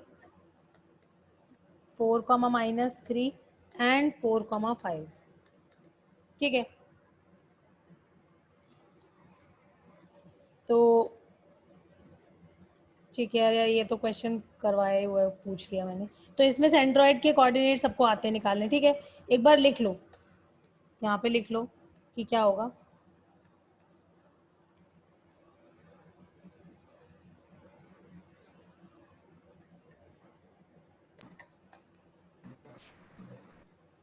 अब देखो, ये वाला तो तुम लोग लिख लोगे, ठीक है। अब मैंने क्या किया, ये जो पॉइंट्स तुम्हें दिए हुए थे ना, they are mid points of the sides, ठीक है, they are mid points of the sides BC -2,3, ठीक है। BC का मिड पॉइंट ये ले लिया, और 4,3 यहाँ पे ले लिया, mid point of AC and mid point of AB ये ले लिया, ठीक है। तो ये जो कोऑर्डिनेट्स हैं, अभी हमें mid points of sides given है, ओके। एंड तुम्हें निकालना है coordinate of centroid of this triangle, ठीक है। इस ट्रायंगल को नेम कर देते हैं DEF, और हमें निकालना है सेंट्रॉइड ऑफ ट्रायंगल DEF। ये कौन बताएगा? हम सेम ही होंगे क्या? गैस मार रहे हो आयुष? नहीं मैम, सेम ही होने चाहिए। सेम होने, ऊपर जो कोऑर्डिनेट्स हैं और जो मिड पॉइंट्स हैं वो रिपीट हो रहे हैं ना। जैसे जो ऊपर का A -2,3 था, वो उसकी अपोजिट साइड का मिड पॉइंट बन गया। अरे वो छोड़ दो यार, वो तो डिफरेंट क्वेश्चन था, उसको उससे कनेक्ट मत करो। अब ये क्वेश्चन है तुम्हारे सामने, ठीक है, कि अगर हमें साइड्स, कोई एक ट्रायंगल है जिसके mid points of the sides given है, and now you have to find centroid of triangles, sorry, centroid of triangle joining mid points. हम इसका तो डायरेक्ट वर्टेक्सेस दे रखे हैं, तो डायरेक्ट निकल जाएगा। हम निकाल दिया। निकाल दिया? मैम आप ट्रायंगल ABC का तो नहीं पूछ रहे? नहीं, मैं ट्रायंगल DEF का सेंट्रॉइड पूछ रही हूँ। 2 मिनट वेट करना। मैम निकाल लिया। अच्छा, अभी क्या आया? 2,5/3। 2,5/3। अच्छा, ये किसने बताया था कि ये भी ट्रायंगल हो गया तो इसका जो मिड सेंट्रॉइड होगा वही हमारा आंसर हो जाएगा? अभी किसने बोला था? पारस ने बोला था क्या? मैम कि इस ट्रायंगल के भी तुम सेंट्रॉइड का आंसर निकाल दो, that will be the answer. Yes ma'am, same ही होंगे ना दोनों। यस, देखो एक्चुअली में सेम ही होते हैं, ठीक है, इतना क्या सोचना। एक बार चेक कर लेते हैं कि क्यों होता है ऐसा, ठीक है। हमने एक 9th क्लास में मिड पॉइंट थ्योरम पढ़ी थी, याद है बच्चों तुम लोगों को? याद है भाई कि किसी भी ट्रायंगल में अगर हम 2 साइड्स के मिड पॉइंट को अगर ज्वाइन करेंगे तो वो, मान लो EF है, तो ये थर्ड साइड यानी कि BC के पैरेलल भी होती है एंड हाफ के भी बराबर होती है। ऐसी ही हमने थ्योरम पढ़ी थी, है ना? Yes ma'am. Half of BC। अच्छा देखो, हाफ ऑफ BC को तो हम BD भी लिख सकते हैं, हाफ, क्योंकि BC और BD एंड DC तो इक्वल है, इसका half of BC is same as BD, है ना? तो इसका मतलब क्या हुआ, अगर इसको ज्वाइन कर दिया मैंने, तो ये और इसको भी ऐसे ज्वाइन कर दो, ठीक है। तो जरा ध्यान से देखना, ये भी तो एक पैरेललोग्राम बनेगा। अब हमने ये सेम प्रॉपर्टी दूसरे ट्रायंगल में भी लगा दी, मतलब दूसरे तरीके से लगा दी, तो ये एक पैरेललोग्राम है ना? और अगर पैरेललोग्राम है तो ये बाइसेक्ट कर रहा है यहाँ पर, और diagonals bisect each other of a parallelogram. इसका मतलब है ये साइड भी इसके इक्वल है होगा ना? Yes ma'am. तो अगर ये इसका मिड पॉइंट है ठीक है, तो क्या, एक सेकेंड रुको ज़रा, कहाँ पर थी मैं, मेरे को क्या प्रूफ करना है। हाँ, तो इसका मतलब है कि जो हमारा सेंट्रॉइड था ए बी सी का, वो सेम लाइन पर लाई करेगा, एडी लाइन पर ही लाई करेगा, और दूसरे के लिए भी वो इसी पॉइंट से पास होएगा। तो बेसिकली वो सेम ही है, चाहे तुम ए बी सी का वो निकालो सेंट्रॉइड, और या तो तुम मिड पॉइंट्स को ज्वाइन करके जो ट्रायंगल बन रहा है उसका सेंट्रॉइड निकालो। ठीक है या नहीं? जो तुम्हारा देखो, जो ई एफ ई डी जो ट्रायंगल है, इसका मिड पॉइंट भी तो यही पॉइंट है, ये वाला पॉइंट। ऐसे हम सेम तरीके से कह सकते हैं कि इसका मिड पॉइंट ये है, तो यानी वो भी कहाँ पर कोइंसाइड कर रहे हैं, इस पॉइंट पर, जी पर। Therefore centroid of D F जो होगा वो सेम होगा जो ट्रायंगल ए बी सी का सेंट्रॉइड था। यस बच्चों, तो यहाँ पे एक नोट डाल के लिख लो। किसी को कोई डाउट तो नहीं है? एनीवन? अगर कम समझ में आया हो या कुछ भी और डाउट आ रहा हो। अक्षत, क्लियर है ये चीज? Yes ma'am. ठीक है, तो हम ये कह सकते हैं कि centroid of triangle ABC is same as centroid of triangle formed by midpoints of sides। ठीक है,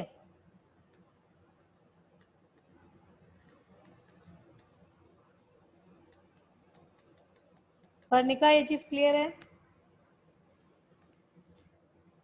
यस मैम। ठीक है, अब देखो एक जेई का क्वेश्चन करते हैं।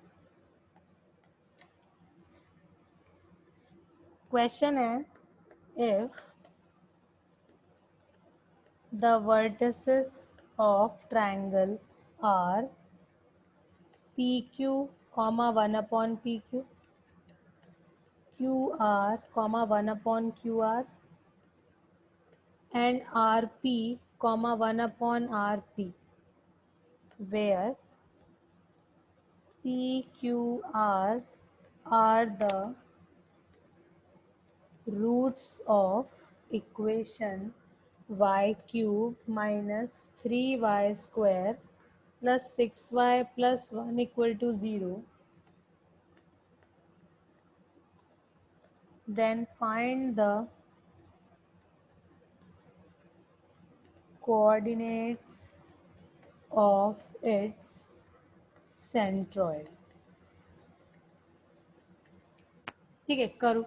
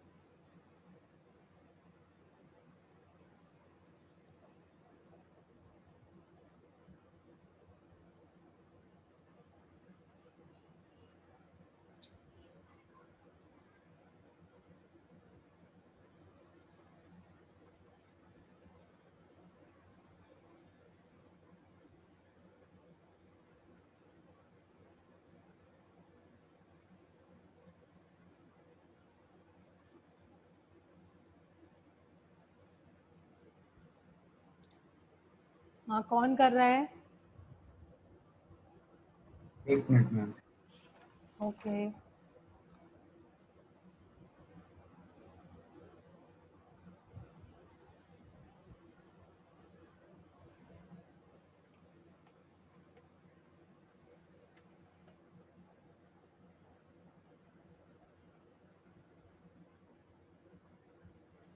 करेक्ट है आयुष।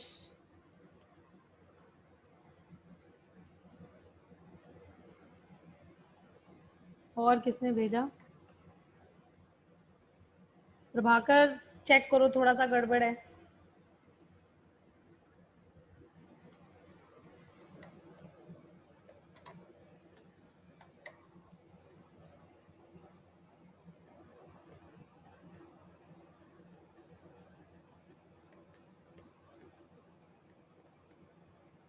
हाँ भाई, अभी कर रहे हो? Yes ma'am. ओके, हाँ ठीक है। अभी नहीं नहीं नहीं, अभी भी गड़बड़ है प्रभाकर, ये सेकंड वाला कोऑर्डिनेट गड़बड़ है, वाई वाई वाला।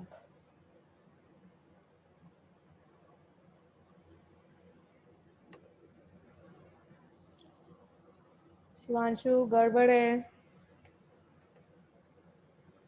हाँ अभी ठीक है, सही है।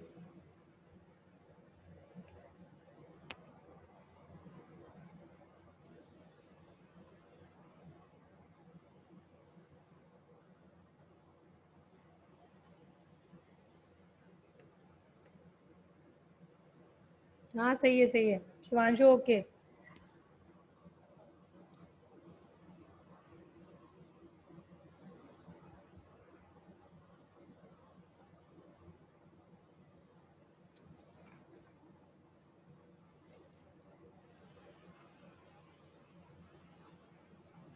हाँ भाई, और कोई बता रहा है?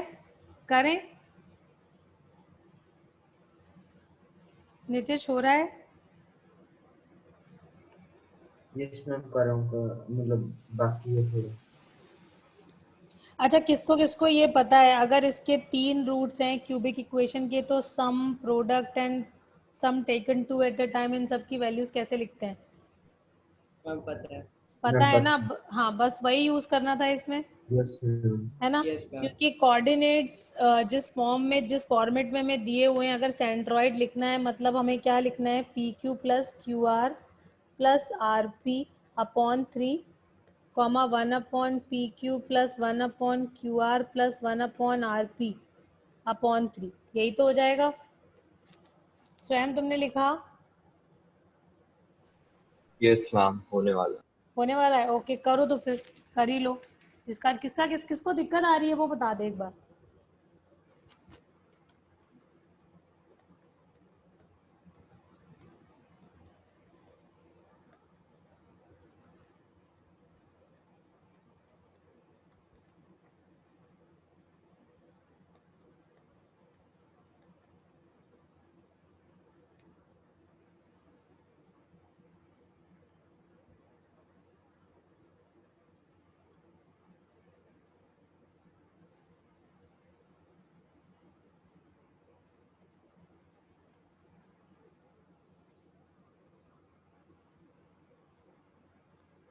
पारस हो गया?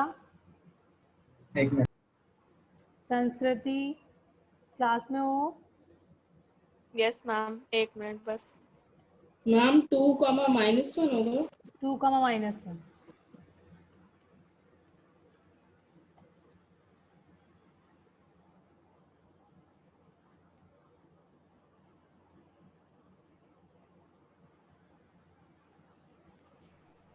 यस मैम, आ गया। आ गया? यस मैम, अभी आ गया। बताने की जरूरत है? आदित्य जल्दी से बताओ। एनीवन? मम्मी का नोट कर रहा हूँ। हाँ कर लो। ये देखो, हमने sum of roots and product of roots taken 2 at a time, फिर 3 एट अ टाइम, ये माइनस बी बाय ए, याद है ना बच्चों? ये सी बाय ए और ये माइनस डी बाय ए, है ना? कंपेयर करके लिख दिए, कोफिशिएंट एंड रूट्स के बीच का रिलेशन, है ना? और फिर बस सेंट्रॉइड के कोऑर्डिनेट्स लिखे, और हमें दिख रहा है यहाँ पे कि हमें इस तरह का एक्सप्रेशन यूज कर सकते हैं। यहाँ पे एलसीएम ले लोगे तो ये आराम से यूज हो जाएंगे फिर। पर्णिका ओके?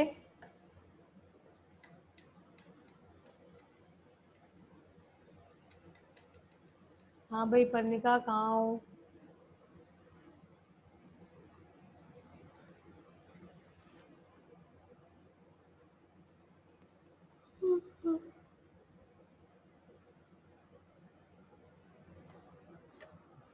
आगे बढ़ते हैं, ठीक है, नेक्स्ट प्रॉपर्टी पे आते हैं।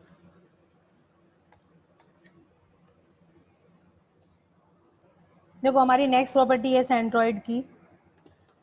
Centroid divides triangle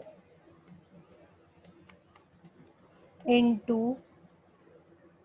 3 equal parts। 3 equal parts मतलब 3 equal areas, ठीक है। जो हमारा सेंट्रॉइड है वो ट्रायंगल को 3 इक्वल एरियाज में डिवाइड करता है। एक बार इसका 2 मिनट में प्रूफ देख लेते हैं। बड़ा आसान सा है, मैं कुछ लिखूंगी नहीं, इसलिए ध्यान से सुन लोगे बस, ठीक है। जिसको कोई डाउट आए वो बता देगा। भाई वैसे थोड़ा ऑब्वियस सा भी रिजल्ट है, लेकिन फिर भी पता होना चाहिए कि अगर ऐसा है तो क्यों है। तुमने ट्रायंगल लिया ABC, ठीक है। अब हमने सेंट्रॉइड बना दिया। सेंट्रॉइड के लिए क्या करना था, हमने मीडियंस ड्रॉ करे और पॉइंट ऑफ इंटरसेक्शन सेंट्रॉइड हो गया, ठीक है। तो देखो अभी हमारा जो प्रॉपर्टी है हमारी वो क्या कहती है, वो ये कह रही है कि जो ये एरिया है, ठीक है, जो ये एरिया है और जो, अरे कलर जल्दी जल्दी आते जाओ, हाँ, और जो ये एरिया है पर्पल शेडेड, ठीक है, और जो नहीं, नॉट दिस, चलो हाँ, और जो ये एरिया है, ये तीनों एरियाज सेम है, ठीक है। कोई भी जो, अगर तुम कोई भी ट्रायंगल लेते हो उसमें जब जो सेंट्रॉइड होता है वो बेसिकली क्या करता है, वो 3 इक्वल एरियाज में ट्रायंगल को डिवाइड कर देता है, ठीक है। कैसे प्रूव करोगे इस चीज को, हो जाएगा या नहीं हो जाएगा, आसान है।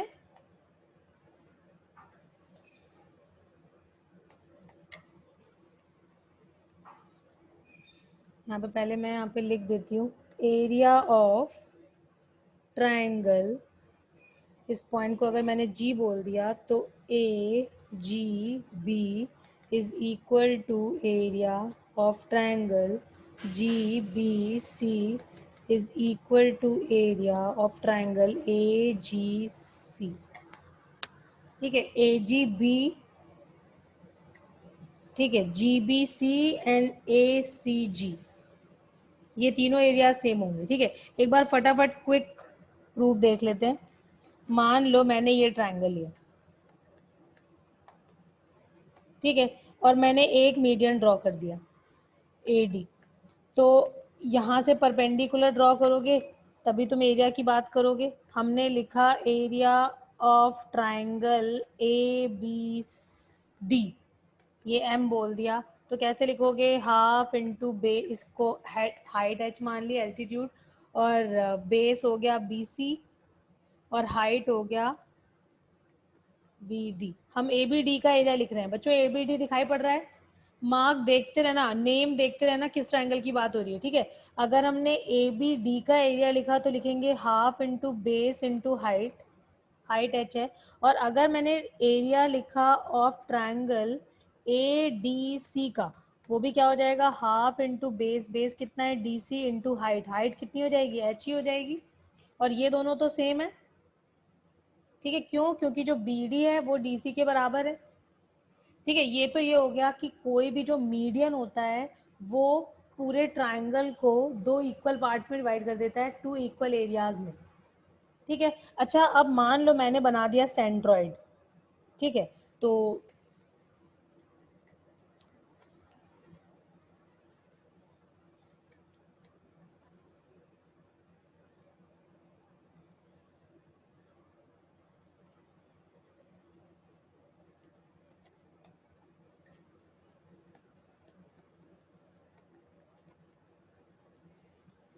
हाँ, तो बच्चों जरा ध्यान से देखना, अभी अभी हमने क्या देखा कि जो पूरा एरिया ABD है वो किसके बराबर है, एरिया ऑफ ट्रायंगल ADC के बराबर, ठीक है। और अगर तुम ट्रायंगल देखोगे एरिया ऑफ ट्रायंगल GBD, ये किसके बराबर हो जाएगा? एरिया ऑफ ट्रायंगल GDC के होगा। इतना एरिया इतने एरिया के बराबर हो जाएगा। इसको लाइन डबल कर देते हैं। ठीक है, ये दोनों एरियाज भी सेम होंगे। क्यों? क्योंकि अगर इस ट्रायंगल के लिए देखोगे तो फिर से जो GD होगा वो मीडियन का काम करेगा, है ना शिवांशु? यस। अब देखो तुम्हारे पास अगर ABD और ADC इक्वल एरिया है, अब जरा इन दोनों को सब्ट्रैक्ट कर देना, 1 - 2। अगर 1 - 2 करोगे देखो क्या होगा, area of triangle ABD minus area of triangle GBD is equal to area of triangle ADC minus area of triangle GDC। इसका मतलब क्या हुआ, अगर तुम इस पूरे एरिया में से एक इक्वल पार्ट सब्ट्रैक्ट कर दोगे इक्वल चीज में से, ठीक है, तो इसका मतलब है ये जो बचा हुआ पार्ट है, हॉरिजॉन्टल लाइन जो मैं ड्रॉ कर रही हूँ, ये एरिया और ये एरिया भी सेम होगा। जिसको ना समझ में आया वो बता दे। होगा बच्चों ऐसा? Yes ma'am. है ना? तो ये एरिया और ये एरिया भी सेम हो गए। ठीक है,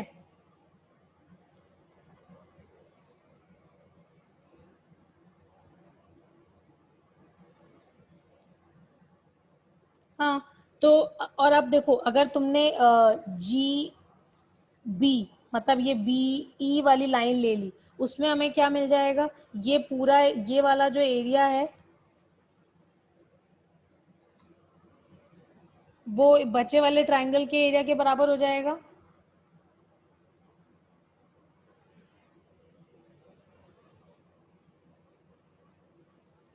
बच्चों लाइंस ज्यादा मिक्सअप हो रही हैं क्या? A1 A2 A3 करते हैं। मैम बहुत कंफ्यूज हो गया। बहुत ज्यादा कॉम्प्लिकेटेड हो गया है ना? नेक्स्ट कलर ये एरिया एग्जाम में आएगा? अरे एग्जाम में कुछ नहीं आ रहा है ऐसा, बस लेकिन इस पर एक बेस्ड एक क्वेश्चन आता है, वो बहुत इंपॉर्टेंट है। बस मैं को वो बताना है। तुम लोग बस ऐसे समझ लो कि अगर सपोज इस तरीके का हमारे पास डायग्राम है, ठीक है, इसको बल्कि ऐसे कर दो, इसको आगे बढ़ा दिया, इसको भी मैंने ऐसे बढ़ा दिया और इसको भी ऐसे बढ़ा दिया, तो तुम्हारे पास जो ये A1 A2 A3 A4 A5 and A6 ये जो 6 एरिया दिख रहे हैं ना, ये 6 इक्वल है।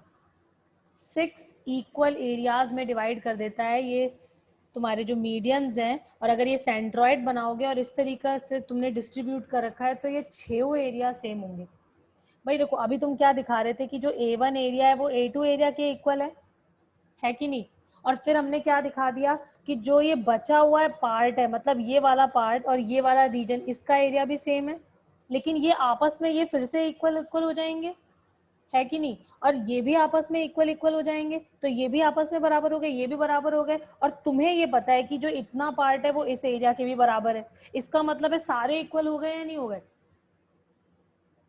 क्यों बच्चों, पारस ये चीज क्लियर है या नहीं समझ में आया? बताओ भाई। क्या मैम समझ में आ गया? सबको समझ में आ गया कि 6 एरिया इक्वल होंगे? All 6 areas are same. ठीक है, अब देखो क्वेश्चन पे आते हैं। ठीक है, तो देखो सिंपल सी ज्योमेट्री है, थोड़ा अगर कहीं दिक्कत आ रही हो तो मेरे को बता देना, मैं एक्सप्लेन कर दूंगी। ठीक है, वापस एक बार देख लेंगे। वैसे इतना मुश्किल है नहीं, मतलब दिख रहा है। ठीक है, तो देखो क्वेश्चन क्या था जो जेई में आया था और जो सिर्फ एक सिंपल सी ज्योमेट्री पे बेस्ड था। लेट ओरिजिन, ठीक है, point P Q be the vertices of triangle OPQ। Ma'am हाँ बताओ। मैं डिस्कनेक्ट हो गया था अभी। क्या तुम डिस्कनेक्ट हो गए? यस मैंने ये वाला मैंने नोट निकाला, ये सुना नहीं मैंने इससे पहला वाला।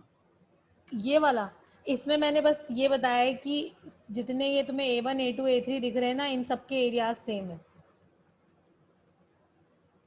ओके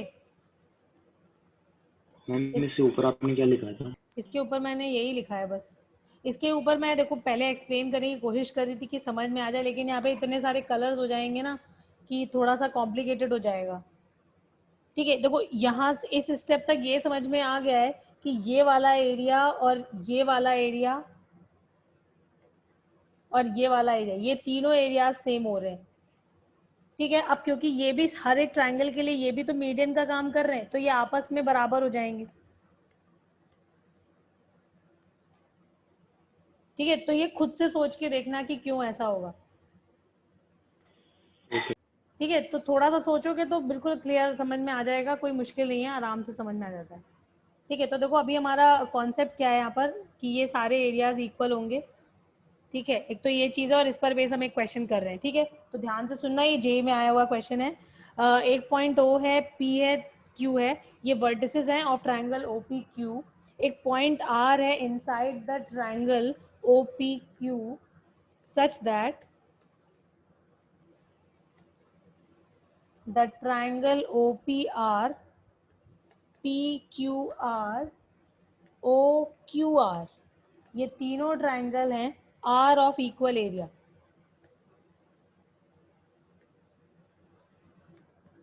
ठीक है, हमें बताना है coordinate of point R। R point के कोऑर्डिनेट्स बताने हैं। ऑप्शंस हैं 4/3, 3, 3, 2/3, 3, 4/3 एंड 4/3, 2/3।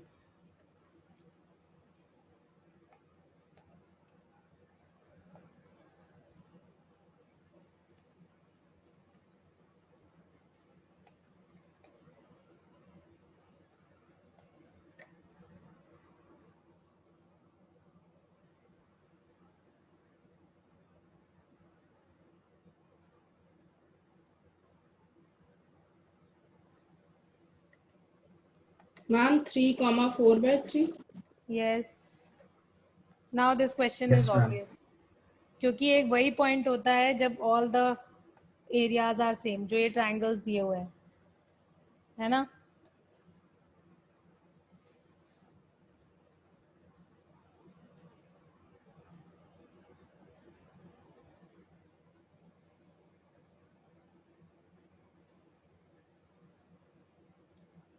ठीक है, तो अगर OPQ ट्रायंगल है, वर्टेक्स कोऑर्डिनेट्स हमें गिवन है और तुमसे एक पॉइंट के बारे में दिया गया है such that all the three areas are same, this area and this area, that means this must be centroid of the triangle.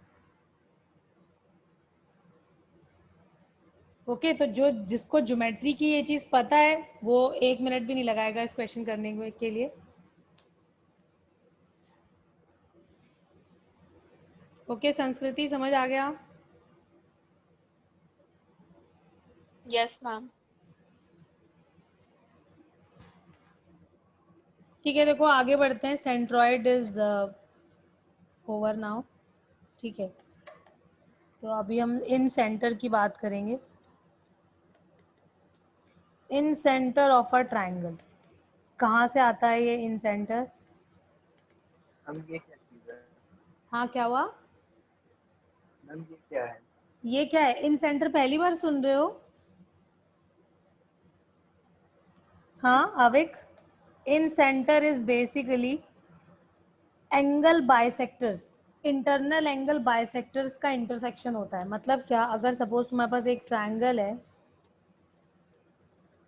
ठीक है, और मैंने क्या किया, ये इसमें तीन एंगल्स बन रहे हैं ABC, है ना, वर्टिकल एंगल्स जो है वो 3 है।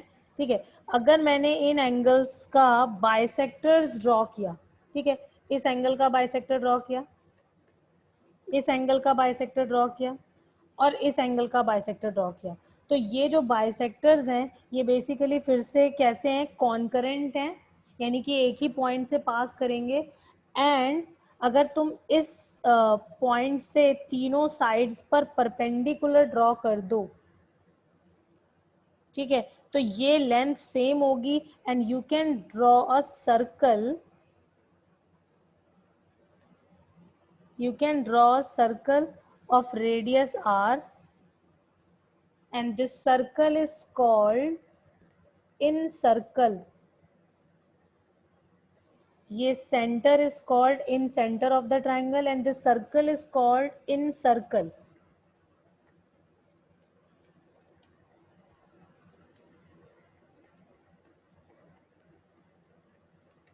ये हमारा इन सेंटर होता है, ठीक है, and this radius is called in radius.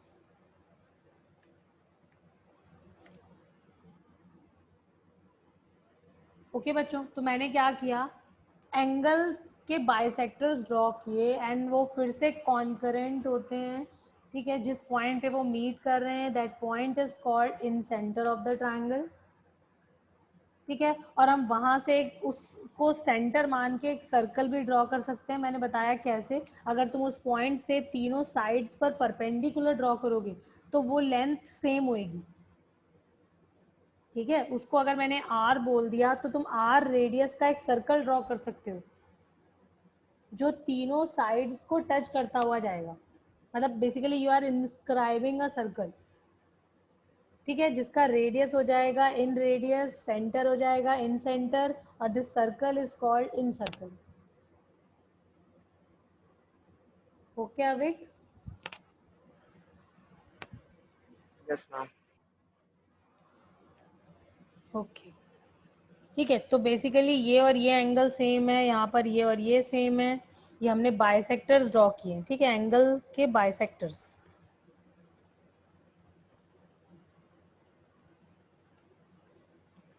अब देखो, अगर सपोज एक ट्रायंगल मैंने लिया, कैसे इन सेंटर निकालेंगे, ठीक है, अगर सपोज तुम्हारे पास ट्रायंगल के वर्टिसेस गिवन है, ठीक है, तो how to calculate incentre of a triangle, इसका फॉर्मूला मैं लिख दे रही हूँ भाई। हमारा जो स्टैंडर्ड नोटेशन है वो हमने 9th क्लास में हीरोन्स फॉर्मूला पढ़ा था, तब पढ़े थे ये नोटेशन कि हम अगर वर्टेक्स ए है तो इसके ऑपोजिट साइड को स्मॉल ए बोलते हैं, ठीक है। वर्टेक्स बी है, इसके ऑपोजिट साइड को हम क्या बोलेंगे, स्मॉल बी, और सी के ऑपोजिट साइड को हम लिखेंगे स्मॉल सी, ठीक है। तो अगर ए बी सी, अगर वर्टिसेस गिवन है तो तुम ए बी सी भी निकाल सकते हो, साइड लेंथ निकल जाएगा डिस्टेंस फॉर्मूला यूज करके, है ना। और इन सेंटर के कोऑर्डिनेट्स हम लिखते हैं ax1 प्लस bx2 प्लस cx3 upon a plus b plus c, comma b a y1 plus B y2 plus C y3 upon a plus b plus c, ठीक है। These are the coordinates of in center of a triangle when vertices are given.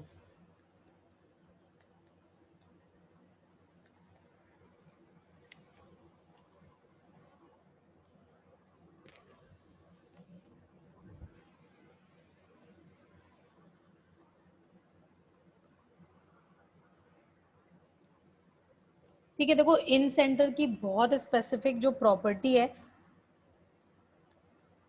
वो समझ लो।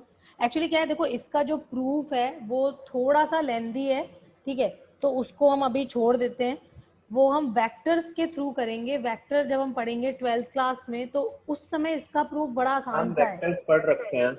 अरे वो vector नहीं यार, maths वाला vector is different, ठीक है, मतलब वेक्टर क्वांटिटी तो फिजिक्स का वेक्टर अलग हो जाएगा।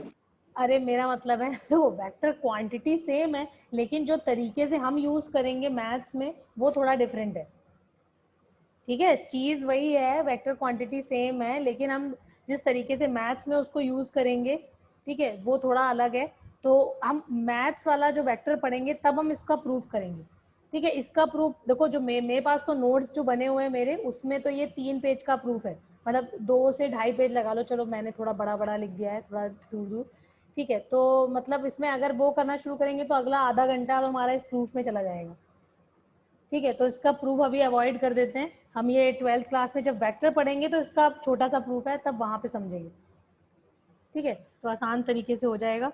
तो अभी हम इसकी प्रॉपर्टी डिस्कस कर लेते हैं जो हमें यूज़ करनी है। अभी यूज़ क्या करना है, जो ये इंटरनल बाइसेक्टर्स की हम बात कर रहे हैं, ये एक्चुअली में ये और ये एंगल सेम है, और जो इंटरनल बाइसेक्टर होता है वो ऑपोजिट साइड को डिवाइड करता है इन the ratio of sides containing the angle. मतलब क्या, BD अपॉन DC का जो रेशियो होगा वो बराबर होगा AB अपॉन AC के रेशियो के, ठीक है। इंटरनल एंगल बाइसेक्टर क्या करता है, वो ऑपोजिट साइड को डिवाइड करता है इन the ratio of sides containing the angle, मतलब ये डिवाइड करेगा C/B के रेशियो में, ठीक है। एक्चुअली सेक्शन फॉर्मूला यूज करके ही हम वहां तक पहुंचेंगे इंटरनल एंगल बाइसेक्टर तक। तो कोई चाहे तो प्रूफ कर सकता है, मतलब इतना मुश्किल नहीं है, बस थोड़ा सा टाइम ज्यादा लगेगा, दैट्स इट, थोड़ा लिखना विखना ज्यादा पड़ेगा, ठीक है। तो बेसिकली तुम्हारे पास BD एंड DC का जो रेशियो है वो पता चल गया, C/B। तो अब देखो, तुम इस पॉइंट के कोऑर्डिनेट्स लिख सकते हो, है ना। इस पॉइंट के कोऑर्डिनेट लिख दोगे, हमें तो इन सेंटर तक पहुंचना है, इन सेंटर तक पहुंचना है, तो इसका मतलब है इंटरनल बाइसेक्टर्स चाहिए। तो अभी तुमने ये एंगल और ये एंगल भी सेम है, ठीक है। तो ये किस में डिवाइड करेगा, अब तुम्हें ये और ये रेशियो निकालना पड़ेगा, बस ये थोड़ा सा स्टेप है जो थोड़ा टाइम टेकिंग है, ठीक है। तो इसलिए हम इसको छोड़ रहे हैं, अभी तुम लोग सिर्फ ये इन सेंटर का फॉर्मूला याद कर लो, कोई पूछता नहीं है ये, बस ये है कि तुम्हारी नॉलेज के लिए बताना था मैंने, ठीक है। तो वो हम वेक्टर्स के थ्रू कर लेंगे 12th में, no need of it right now, बस ये बहुत इंपॉर्टेंट प्रॉपर्टी है, ठीक है, कि भाई जो इंटरनल एंगल बाइसेक्टर होता है वो ऑपोजिट साइड को साइड्स कंटेनिंग द एंगल के रेशियो में डिवाइड करता है, ये पता होना चाहिए, ठीक है। तो साइड्स कंटेनिंग द एंगल का मतलब क्या है, इस एंगल को कंटेन वाली कौन कौन सी साइड है, ये B, ये वाली AB साइड है जिसकी लेंथ C के बराबर है, एंड AC साइड है जिसकी लेंथ स्मॉल b के बराबर है, ठीक है। तो BD/DC का जो रेशियो होगा वो किसके बराबर होगा, C/B के बराबर।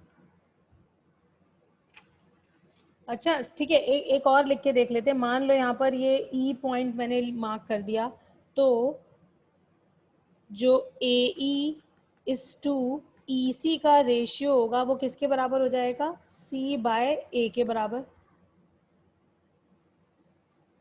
ठीक है। और अगर मान लो मैंने इसके लिए भी एंगल बाइसेक्टर ड्रॉ कर दिया और इसको मैंने F बोल दिया, F पॉइंट, ठीक है। तो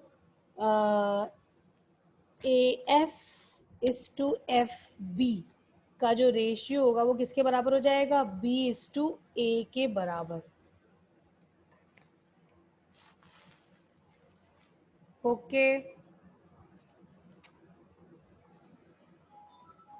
ठीक है बच्चों, ये चीज समझ में आ गई। मैम हाँ बताओ। मैम आप परम्यूटेशन कॉम्बिनेशन का जैसे भी करोगे, हाँ हाँ, सिर बहुत मतलब दर्द कर रहा है। तुम्हारा सिर दर्द कर रहा है, मैथ्स क्लास में ऐसा क्यों होता है नितिश? पता नहीं मैम, हुआ नहीं यार, बाहर ज्यादा रहा इसीलिए। अच्छा, बाहर जाने से बहुत दिनों बाद, है ना। यस मैम, वो मतलब गर्मी में। ठीक है मैम, करवाइए। तुम बाद में वीडियो देख लेना, अगर कम समझ में आए तो, ठीक है। जितना देर बैठ सकते हो उतनी देर बैठ जाओ, ठीक है। Okay okay. अच्छा बच्चों, फटाफट एक क्वेश्चन कर दो। सबको ये समझ में आ गया कि how to write incentre या व्हाट इज इन सेंटर, ठीक है। तो हमें क्या करना है, अगर x1 x2 x3 और y1 y2 y3 हमने इस तरीके से लिए हुए हैं तो ABC निकल जाएगा, और उसके बाद हम इन सेंटर के कोऑर्डिनेट्स यूजिंग द फॉर्मूला लिख सकते हैं। ओके, तो एक क्वेश्चन कर लेते हैं। क्वेश्चन है find in centre of triangle having vertices 1, 2, -2, -3 and 2, 0। कर दो फटाफट।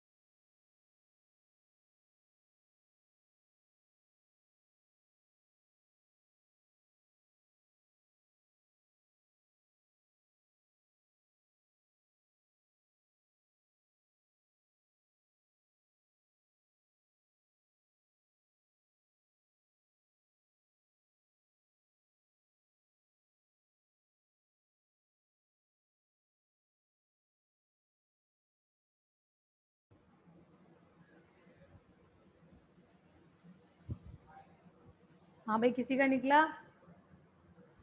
Not so early. हाँ,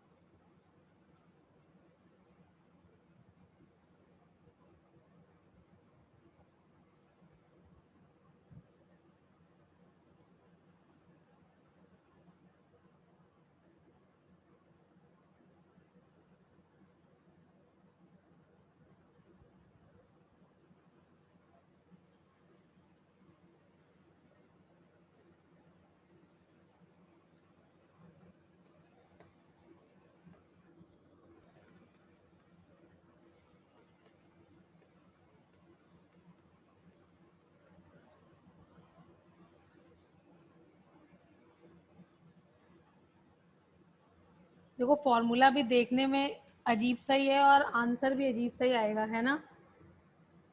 yes ma'am. Yes ma'am.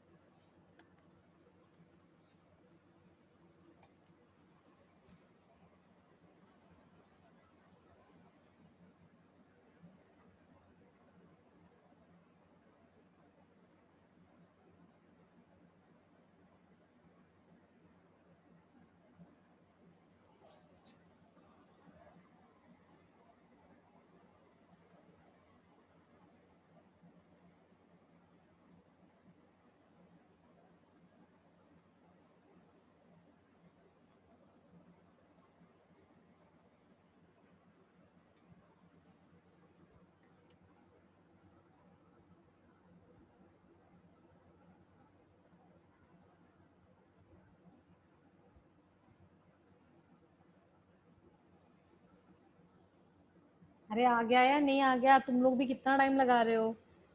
Irrational coordinates आ रहे हैं, है ना? यस। हाँ, तो ये इस इररेशनली आते हैं इन सेंटर के कोऑर्डिनेट्स। अगर all the vertices are rational बच्चों ये छोटी छोटी सी चीजें ना क्वेश्चन में आती हैं, ये एग्जाम में आती हैं ऑप्शंस में, कि अगर all the coordinates are rational तो इन सेंटर के कोऑर्डिनेट्स कैसे होंगे? भाई हमेशा ही इररेशनल होंगे।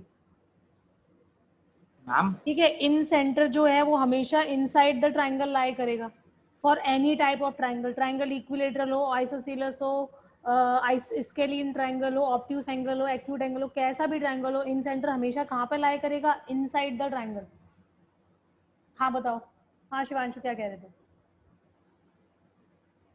मैं कहता है जैसे ए बी और सी तो डिस्टेंस फॉर्मूला से निकाल देंगे ना। Correct, right. तो ये डिस्टेंस 5 आ रही है, ये रूट 34 आ रही है, ये रूट 5 आ रही है, ये रूट 5 आ गई। ठीक है, बस अब तुम्हें क्या करना है? A x1 plus B x2 plus C x3 करना है upon A plus B plus C.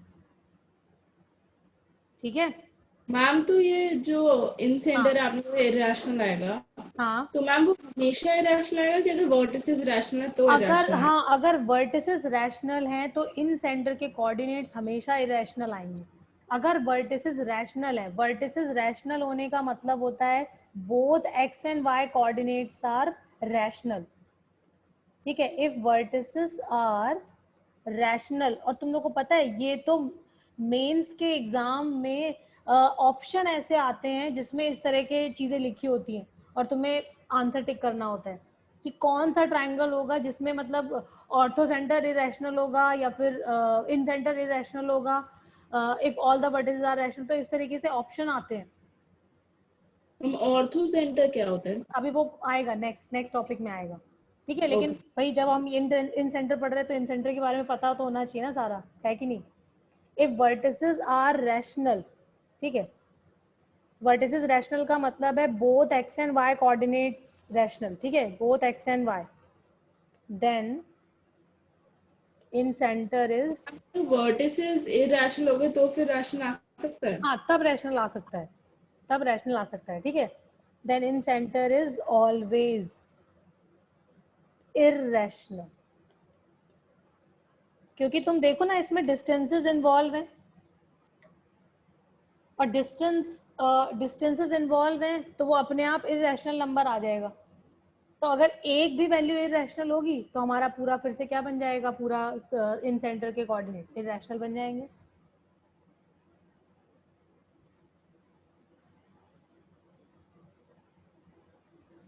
ठीक है, और इन सेंटर हमेशा इनसाइड द ट्राइंगल भी होगा। भाई अगर तुम इंटरनल एंगल बाइसेक्टर्स ड्रॉ करोगे कभी भी किसी भी ट्राइंगल के तो वो अंदर ही जाएगा हमेशा, जबकि अगर तुम अभी तुमने सेंट्रॉइड पढ़ा है और इन सेंटर पढ़ा, अभी हमने ऑर्थो सेंटर नहीं पढ़ा। तुम ऑर्थो सेंटर को देखना, ऑर्थो सेंटर जो होता है ट्राइंगल का वो कहाँ चला जाता है? Sometimes outside. अगर हम ट्राइंगल ऑब्ट्यूज एंगल ले लें तो ऑर्थो सेंटर होता क्या है? दैट इज एल्टीट्यूड्स का इंटरसेक्शन। ठीक है, यानी एल्टीट्यूड्स का जो इंटरसेक्शन होता है that is called ortho centre of the triangle. हाँ बताओ मैम, एल्टीट्यूड्स का इंटरसेक्शन बाहर जा सकता है? हाँ, देखो तुमने एक मान लो ऑब्ट्यूज एंगल ट्राइंगल लिया,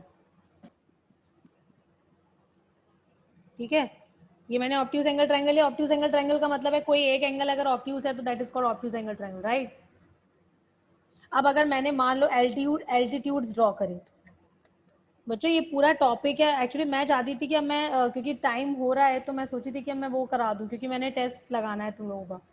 ठीक है, तो फटाफट बस हाँ, तो मैं ये नेक्स्ट क्लास में ऑर्थो सेंटर ये में डिस्कस करना है, और ऑर्थो सेंटर बहुत इंपॉर्टेंट है और उस पर बहुत क्वेश्चंस आते हैं। ठीक है, तो बस एक बार देख लो, पीयू ने पूछा है तो मैं एक बार दिखा देती हूँ। अगर हम ऑल्टीट्यूड्स का इंटरसेक्शन ड्रॉ करें, ऑल्टीट्यूड्स का इंटरसेक्शन का मतलब क्या हुआ? हर वर्टेक्स से ऑपोजिट साइड पर तुम परपेंडिकुलर लाइन ड्रॉ करो। एल्टीट्यूड मतलब line perpendicular to the given line. ठीक है, अगर हम हर वर्टेक्स से ऑपोजिट साइड पर परपेंडिकुलर्स ड्रॉ करें तो उन जो लाइंस होती हैं दे आर अगेन कॉन्करेंट, और जो पॉइंट ऑफ इंटरसेक्शन होता है that is called ortho centre of the triangle. ठीक है, अच्छा देखो, पहले मैं इसको बाद में बताऊंगी, पहले एक एक्यूट एंगल ट्रायंगल के लिए हम ऑर्थो सेंटर की बात कर लेते हैं। मान लो तुमने यहाँ से परपेंडिकुलर ड्रॉ किया तो यहाँ पर आ गया, यहाँ से परपेंडिकुलर ड्रॉ किया तो यहाँ पर मीट कर रहा है, और फिर जो तीसरा एल्टीट्यूड होगा वो भी इसी पॉइंट से पास होगा, एंड एक्चुअली में this point is called ortho centre of the triangle. ठीक है, एल्टीट्यूड्स का इंटरसेक्शन। ओके, अब ऊपर आ जाते हैं।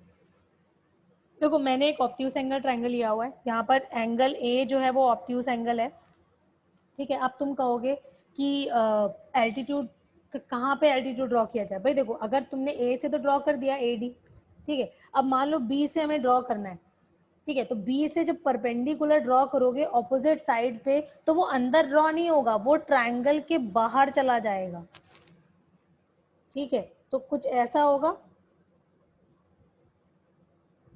क्यों पीयू, ठीक है ना? यस मामा। अब हमने सी से ड्रॉ करना है ऑपोजिट साइड पर। अब सी के ऑपोजिट साइड तो बी ए है, तो बी ए पे तो गिरेगा नहीं है अगर यहाँ से ड्रॉ करोगे तो हमें क्या करना पड़ेगा, बी ए को एक्सटेंड करना पड़ेगा पहले, ठीक है। और अब हमने अगर परपेंडिकुलर ड्रॉ किया तो परपेंडिकुलर कुछ इस तरीके का होगा,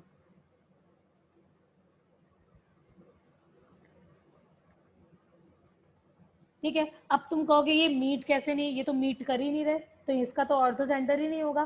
भाई मीट कर सकते हैं, देखो जरा करा देते हैं हम इनको मीट। कहाँ करेंगे that does not matter, but they can meet क्योंकि they all are lines.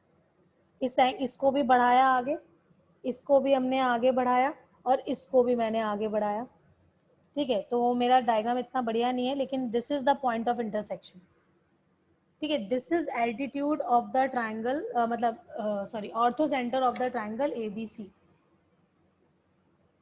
Okay, तो हमारा जो ऑब्ट्यूस एंगल ट्रायंगल है उसका जो ऑर्थो सेंटर है that lies outside the triangle. Okay, this is orthocentre of the triangle. Okay Paras, समझ आया? Yes ma'am. ठीक है, तो ऑर्थो सेंटर पर हम बहुत बातें करेंगे नेक्स्ट क्लास में, बहुत सारे क्वेश्चंस भी इस पर आते हैं, इसलिए क्वेश्चंस भी ज़्यादा होंगे, ठीक है। तो इसको हम डिटेल में डिस्कस करेंगे नेक्स्ट क्लास में। अभी हम PNC के डाउट स्टार्ट करते हैं। हाँ बताओ। वो इन सेंटर वाला था, उसमें अगर तीनों डिस्टेंस रैशनल आ जाए तो फिर रैशनल आ जाएंगे वो कोऑर्डिनेट्स में। देखो डिस्टेंस रैशनल नहीं आएंगे, तुम कोई भी कॉम्बिनेशन ट्राई कर लो, अगर तुमने XY की वैल्यू रैशनल ली हुई है, ठीक है, और डिस्टेंस फॉर्मूला जब तुम लगाओगे तो वैल्यू इररेशनल, एक ना एक वैल्यू डिस्टेंस तो तुम्हारी इररेशनल आएगी ही आएगी, ठीक है। ये एक प्रॉपर्टी है। देखो ये फिर से ये मैंने और तुमने नहीं बनाई है, ये ऑलरेडी डिफाइंड चीजें हैं, ये प्रैक्टिकली प्रूव्ड चीजें हैं, इसलिए दिस इज अ रूल। मतलब तुम कोई भी 3 कॉम्बिनेशन से ट्राई करोगे, you will get at least 1 irrational side. Yes ma'am. ठीक है, तो ट्राई करके देख लेना, और अगर तुम्हें ऐसा कोई मिल जाए तो मेरे को बता देना। मिलेगा नहीं ठीक है, लेकिन फिर भी अपने को ये कि भाई हाँ ये ट्रू है या नहीं, तो एक बार चेक करके देख सकते हो। क्योंकि डिस्टेंस फॉर्मूला लग रहा है तो डेफिनेटली एक ना एक तुम्हें इररेशनल वैल्यू जरूर मिल जानी है, बल्कि हमेशा 2 इररेशनल और 1 रैशनल कुछ इस तरीके का आता है, ठीक है। तो करके देख लेना, और बाकी अदरवाइज कोई इसका प्रूफ नहीं है, ठीक है। इसका प्रैक्टिकली बस हमने ये देखा है कि हर बार अगर तुम डिस्टेंस फॉर्मूला लगाते हो और रैशनल कोऑर्डिनेट्स हैं तो जो साइड लेंथ्स हैं वो इररेशनल आ सकती है, मतलब आती है, ठीक है। ओके, तो क्या बता रही थी मैं, हाँ, तो इन सेंटर में अभी कोई डाउट तो नहीं है? No ma'am. ठीक है, तो अब उस डाउट्स पे आ जाते हैं अब PNC के। मैम हाँ बताओ। मैम अरे आगे बोलो। मेरी अभी वो CS क्लास थी, तो मैम मैं अभी जाऊँ? कौन बच्चा है ये? शिवांशु है? कौन है? Yes ma'am. शिवांशु, तुम्हारा PNC में कोई डाउट है? मैम शिवांशु। ये तो हमारा मैथ्स का टाइम चल रहा है ना। मैम अभी तो नहीं है। तुम्हारा PNC के सारे क्वेश्चंस हो गए थे? चलो ठीक है, कोई डाउट नहीं है पक्का? Ma'am yes ma'am. और एक बात बताओ, मैम एक बार फिर मैसेज कर सर पूछ सकता हूँ? नहीं, एक बात बताओ, ये तो मैथ्स का टाइम है, तुमने अपनी कोई और क्लास कैसे रख ली? मैम एक्चुअली आज नहीं होनी थी, लेकिन मैम उन्होंने मतलब करवा दिया आज। तो तुमने बोला क्यों नहीं? ये तो गलत बात है। 7 o'clock के बाद ही तो होगी। अभी आया मैसेज, हमें भी मतलब 15 मिनट में है। हाँ तो 15 मिनट है ना, जल्दी से पहले अपना डाउट पूछो। अक्षत को भी जाना है 7 o'clock पे और तुम्हें भी जाना है, तो अपने डाउट पूछ के जाओ। अलग से पूछोगे तो फिर वो टाइम नहीं होता मेरे पास बताने का। ठीक है, ओके शिवांशु अपना डाउट पूछो फटाफट।